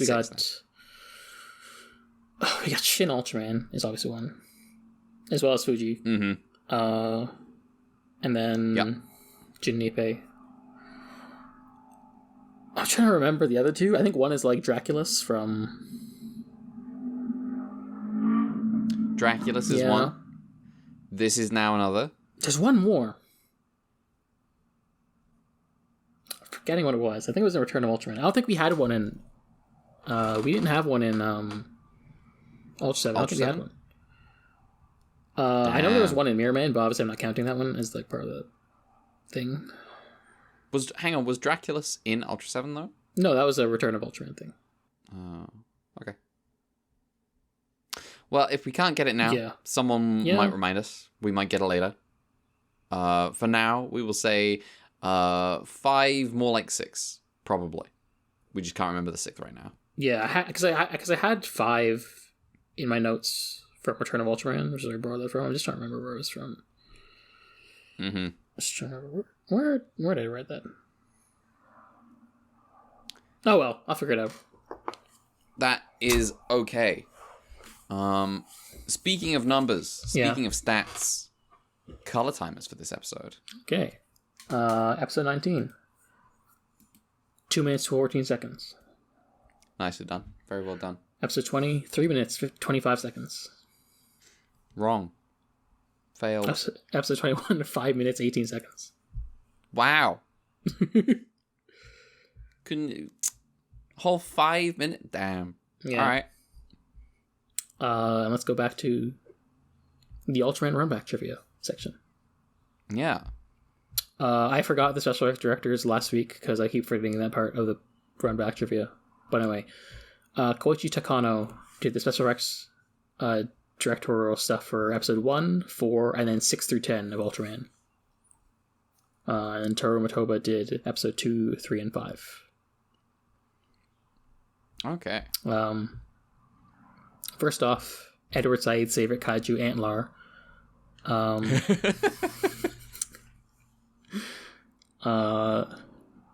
Suit actor is Teruaki Aragaki. But at some point, there's like... Apparently, for some earlier shots they filmed, it was Haruyoshi Nakamura, but there was some scheduling stuff, so Teruaki Aragaki. It was both of them in that episode, which is weird. And then Umanesco Uzumi also apparently did the suit acting for Antlar in Birth of Ultraman. There's apparently Ryosaka Takayama's first original kaiju they sculpted for Ultraman, because previous ones he worked on were repurposing Ultra Q suits. Or I guess, like, Godzilla suits, too. Okay. The cry was a sped up Rodan. And then for the sound of the pincers, the special sound effect director, Sadamasa Nishimoto, basically did teeth grinding.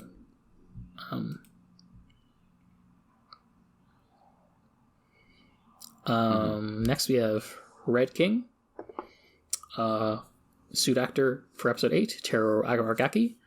And then episode 25, Kunio Suzuki, who I will do a bio of later because I already have a lot of stuff today.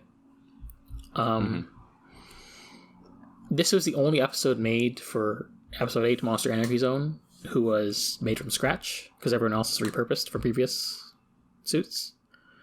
The exception is the plant Saflan, which is also a Toru Naruto design. All these are Toru Naruto, by the way. If you didn't know. Later, we talked about this in the One Blazer episode where we talked about Red King, but the suit would be repurposed for Aboras and then turned back into the second Red King, where they had to make a new head based off the original mold, and they had to respray paint the suit from blue to gold, but because of that you can still see kind of like the second Red King is like a bluish kind of look to him. Apparently, instead of Red King in episode 25, they were going to have Gorgos appear. One of these is clearly superior to the other. Yep. But speaking of planned reappearances, apparently it was supposed to be Red King that appeared in the Geronimon episode. But the staff felt that the suit was too busted to really use for the episode, so they brought back Duraco instead from the same episode.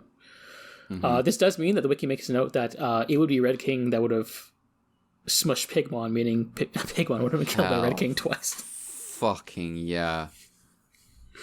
God, to have that timeline. Yeah. Anyway. Another classic guy, and by classic in terms of Alt Q, the podcast specifically, Chandler. Suit actor, Nokihiro Seno.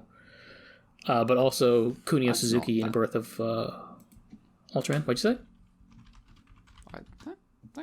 That can't be right. I'm sure it's Matthew Perry. Don't worry about it. Did I miss something? Alright. Sculpted by Takayama. Basically just add some horns to Pegula and painted the suit brown. Then we have Magular, suit actor Umanesco Izumi, who played Gamera in the 5th and 6th movies, and then did stage shows and maintenance stuff for Super Eye production in the 70s. That's all gone in his bio, so I can get him out of the way. Sculpting was done by Akira Sasaki. As discussed with like Pagos and Hiranga, this is one of many in a line of repurposing the Baragon suit from Toho. So they turn Hiranga into Magular, and then Magular will be turned into Gabara, who we'll get to in a moment. But anyway, they originally planned to repurpose Angurius from the Godzilla movies instead, but they kept on using Baragon instead. Finally, we got Pigmon for this episode 8. Suit actors are Shuji Fujita, who was episode 8, and then Masahiro Koyake in episode 37. Both those suit actors were children at the time. They put a child in that suit. Damn. Got nothing on Fujita, but Koyake, it seems, mostly played dramas in the 70s as they got older, and then retired from acting in the 80s because he started a music club and started running that business instead. So, okay. And also, this might surprise you, but Pigmon's suit is derived from Garamon's. I know it's not obvious, but wow, that's really surprising. Yeah, I couldn't see it. Then we got Gabara, suit actor Haru Nakajima. Apparently, the script originally planned for Pagos itself to appear, and the episode to be a follow-up to the Rainbow's Egg. And that's kind of reflected in the script, where it seems like SSP know more about Gabara than they otherwise would. Okay. But the suit had already been modified enough from the original Pagos design that they were just like, we'll just make a new kaiju instead. Narita decided to put like the weird head ornaments things that like cover Gabara's head because it was a means of being like, well, we want the kaiju to look different from all the other shit that we made that was also just the same suit. And he also thought it would be cut down on the number of parts that would need to be modified, because if you just make a weird head thing, then it's like, well, that's, different. And then this Gabaro suit would be used for live shows before eventually being returned to Ho-Ho, and then became Baragon again for Godzilla movies. It does make a note that some piano wire was used to sort of hold up the head ornament stuff, because that shit, as you could probably imagine, was kind of heavy. Yeah, I bet. And then finally, for this batch, Jiras. The suit actor was Haru Nakajima. Apparently, the kaiju was named by Tetsuo Kinjo. Apparently, Jirasu means Lord or Uncle Jiro in Okinawan. So, that's some fun. Okay. Also, apparently, someone says in an early draft, the evil scientist in the episode is going to be Dr. Ichino Tani. Which would have been amazing. Holy shit! They should have done this. That would have been perfect. That would have been the most appropriate way to end. We would have popped off so hard. Yeah, that would have been amazing. That would have been one of our favorite episodes of Ultraman. Easy. Apparently, the reason they used the Godzilla suit for Jiras is because AGU is like, man, you know what would be cool if Ultraman fought Godzilla. So he just got the suit. Yep. Sounds right. So specifically, the body of the suit was what the fans called Masagoji, which is the 1964 suit used in Mothra vs. Godzilla, and then Ghidorah, the three-headed monster. Which means it's the same suit that they used for Gomez. However, the head was from the 1965 Godzilla suit, nicknamed by the fans Daisen Goji, used in the movie Invasion of the Astro Monsters. Okay. A side note, obviously, the Japanese names for those movies are different than the English names of those movies, which is why you get the names you do. But yeah, that's the run back for now. All right. Sick. And we have... What else? Yeah, emails? So we got an email. We got 2 emails by the same person. However, I am going to not read it, but I'm instead going to acknowledge it. Because the person was making... was commenting on, like, confusion from our episode about the crucifixes, and then they replied back and it's like, oh wait, I know now. And it's basically about the subtitle change thing. They realized. I see. Oh, which is why I'm not gonna say the continued kayfabe. Yeah. Yes. Yeah. So do know that I've heard you, Connor. Thank you for your email. Listeners, Regarding the Ultraman 2 situation, do Brad and I have some suspicions about what that Ultraman's name is, possibly in later content down the road? He's obviously Ultraman Perhaps. 2. He's Ultraman 2. Perhaps. But for now, that's Ultraman 2.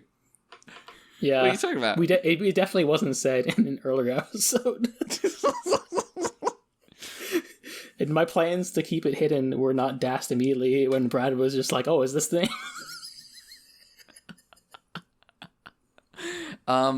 It's, Ultraman Jerry. Ultraman Tobias. Mm-hmm. Well, thank you for your emails. Well, Mel will be keeping this up, as well as presumably multiple other long cons. And we'll see how many of them she can keep up. We'll see. The kayfabe will continue until I give the go ahead. Yeah, you'll know. Yeah, because I'll talk about it on the air. Yeah, I mean, what officer? There's not going on. It's just what it's called, Ultraman 2. Yeah, it says so. It says so in that one episode. Yeah, when we were genuinely surprised when Hayata showed up in Return of Ultraman. Yeah, we was like, what do you? That was a different Ultraman. That was something I was keeping in my pocket for a while. It's Ultraman. Ultraman returned. That's what do you mean? Imagine he's just got a slightly different design than he used to, because of course he does. What? Imagine how much better the final episode of Return of Ultraman would be if that was just like actually Ultraman.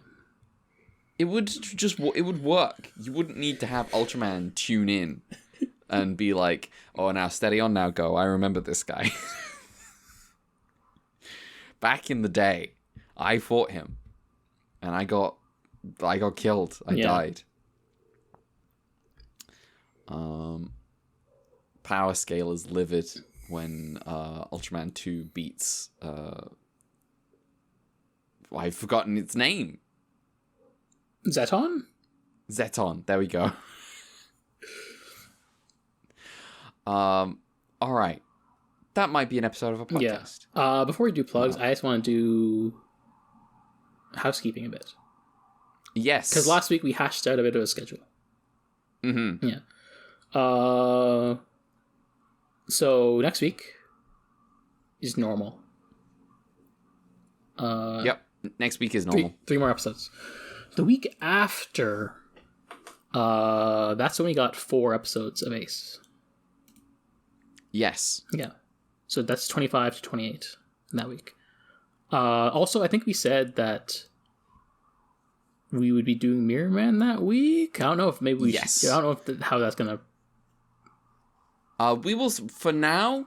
We're gonna say we're sticking to that. Yeah, just because it's good. It's a good motivator. Yeah. We'll see if it's reasonable. Yeah, we'll see. Because my thing is like the week after that, after episode 28, the main show's taking a week off. The thing that I quite like about getting Mirror Man done for that week is that week off will be a real week off. Yeah. Well, it's not much of a week off because we have that week we're doing instead the Skipping the Queue on Ultraman Rising because it comes out that weekend.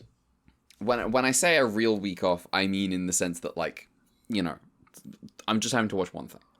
I tune in, I watch a movie. Yeah, my thing is more like I feel like that episode of World War 4 might go long as opposed to skipping the queue. So that's just a matter of like doing 2 shorter shows might be more manageable than doing like Detour Corey the same week we have like the fucking probably bigger Ace episode. But that's just we can figure it out. We'll figure it out.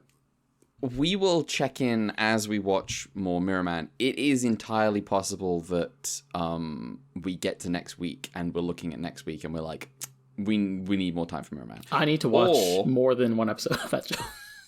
Or we might watch more Mirror Man and realize, and this I suspect this is how we're gonna go. Is we're gonna be like, we'll bang that out in 20 minutes. It might be.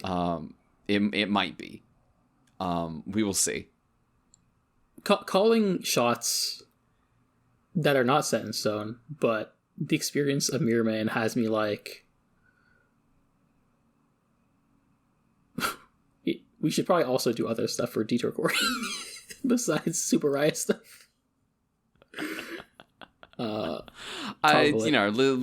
wanted to cover it. We wanted to cover it, and I think we had a plan. I'm litigating post-mortem in advance. I'm like, there is value in covering it alongside the show to air side, but also it comes at like an emotional cost that we don't necessarily need to replicate for Jump Org Ace. We can kick that can down the road maybe a bit, rather than just doing a not Ultraman show from the 70s alongside other actual Ultraman shows from the 70s.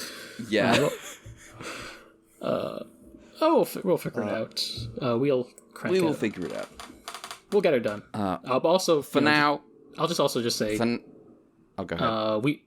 It's probably likely we'll just like finish Mirror Man in July.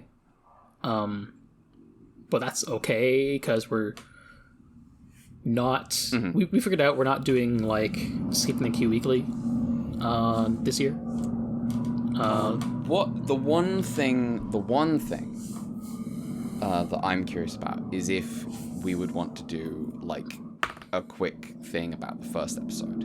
That's when it premieres. That's what I'm thinking too, because I'm kind of like, that's my thoughts. Because I was like, on one hand, the thing about doing when we do weekly last year was there was value, especially in the first few episodes, and especially the premiere being like, oh man, the new show, we're on the ground floor, and then that became diminishing to turns as the show went on, and not as many people listen to the pod. I think we can get that premiere done. We can hit that first episode. Yeah, and then we can go into like groupings. Yeah, because I think we said we do. We decided to do it and split into 5 because that's reasonable, even up. But yeah, I also like the idea of doing the premiere specifically, so we can do that. The happy medium. We'll figure out the logistics. Happy medium. But yeah. Yes, this idea I'd been like, we could do that. Yeah. Yeah. And then maybe some point while Arc is airing, the Blazer movie will be out for us to watch. Maybe Super Riot will deign to allow us to watch the Blazer movie. Apparently, that has been around since fucking. Let me check. I know in July the Blu-ray is coming out for that movie. But I also want to see Gento reveal to his wife that he's been having an affair. It's supposed to be so April 24th it came out in Indonesia, April 6th it came out in Hong Kong, and then June 20th is going to be in Malaysia. And then the Blu-rays will be out in July in Japan, and presumably we'll get Raws. The rest of that show, day one, simultaneous with a dub on YouTube. The crazy thing is that, like, I looked at the cat site for when the subs for the Decker movie dropped. And that was day and date, because that was also when it launched. They put on Super Imagination, or like Ultraman Connection. I'm getting the impression from like my Ultraman friends that like them doing their own streaming service stuff was maybe a bad idea, and I heard that like they're trying to maybe put more of that stuff just on YouTube rather than their own website. So maybe that's also part of why we didn't get the Blaze movie day and date. But it is.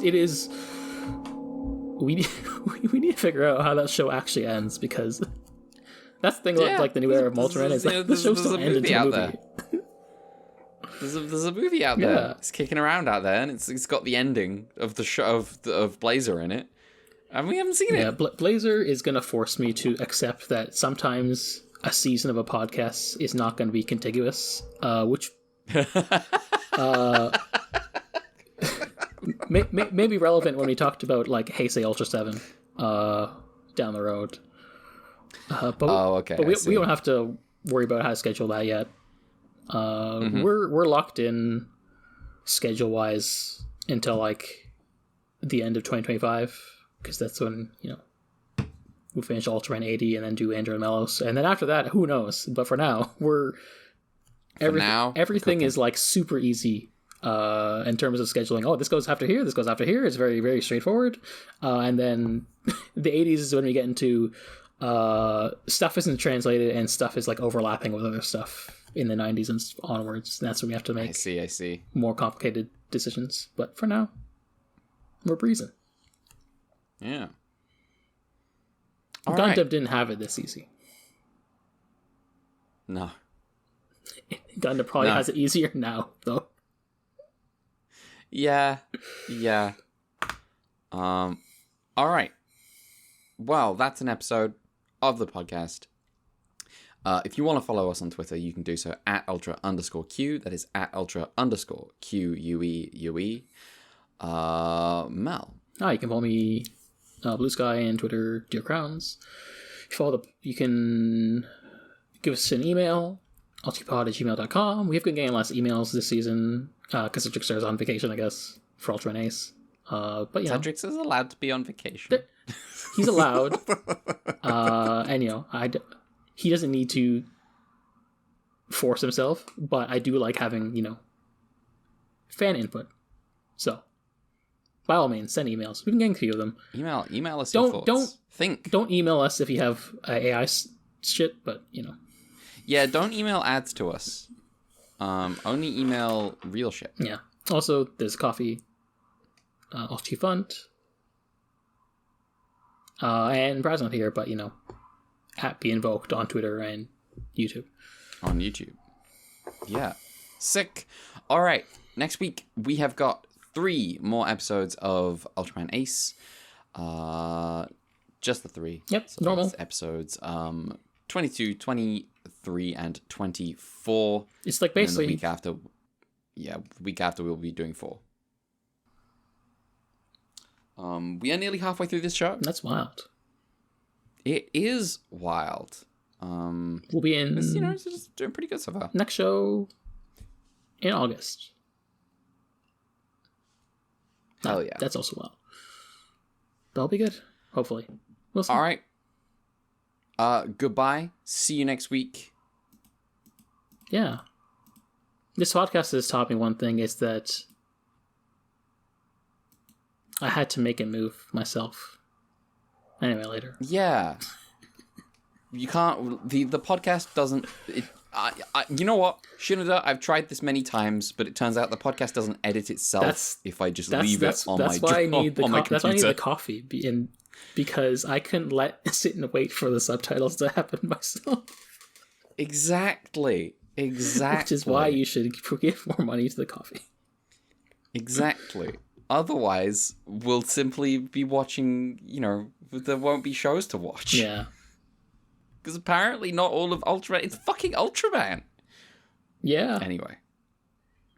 Most of the stuff that is important is sub, thankfully, but there's weird gaps. There's an entire movie. There's an entire movie for Ultraman Ginga which did not get subbed. That's like a mainline show, and I'm like, what are you doing here? I look forward to this kind of drama. This sounds like fun shit. Except when it's causing us headaches. Yeah. Well, the main thing is like the only headache is that we just don't have an episode to film or record until like a maybe later. We will manage. Yeah. We will live. We'll find out in 2026 or something. Yeah. In the meantime, we said goodbye. What are you still doing here? Get out of here. Go away. Scram.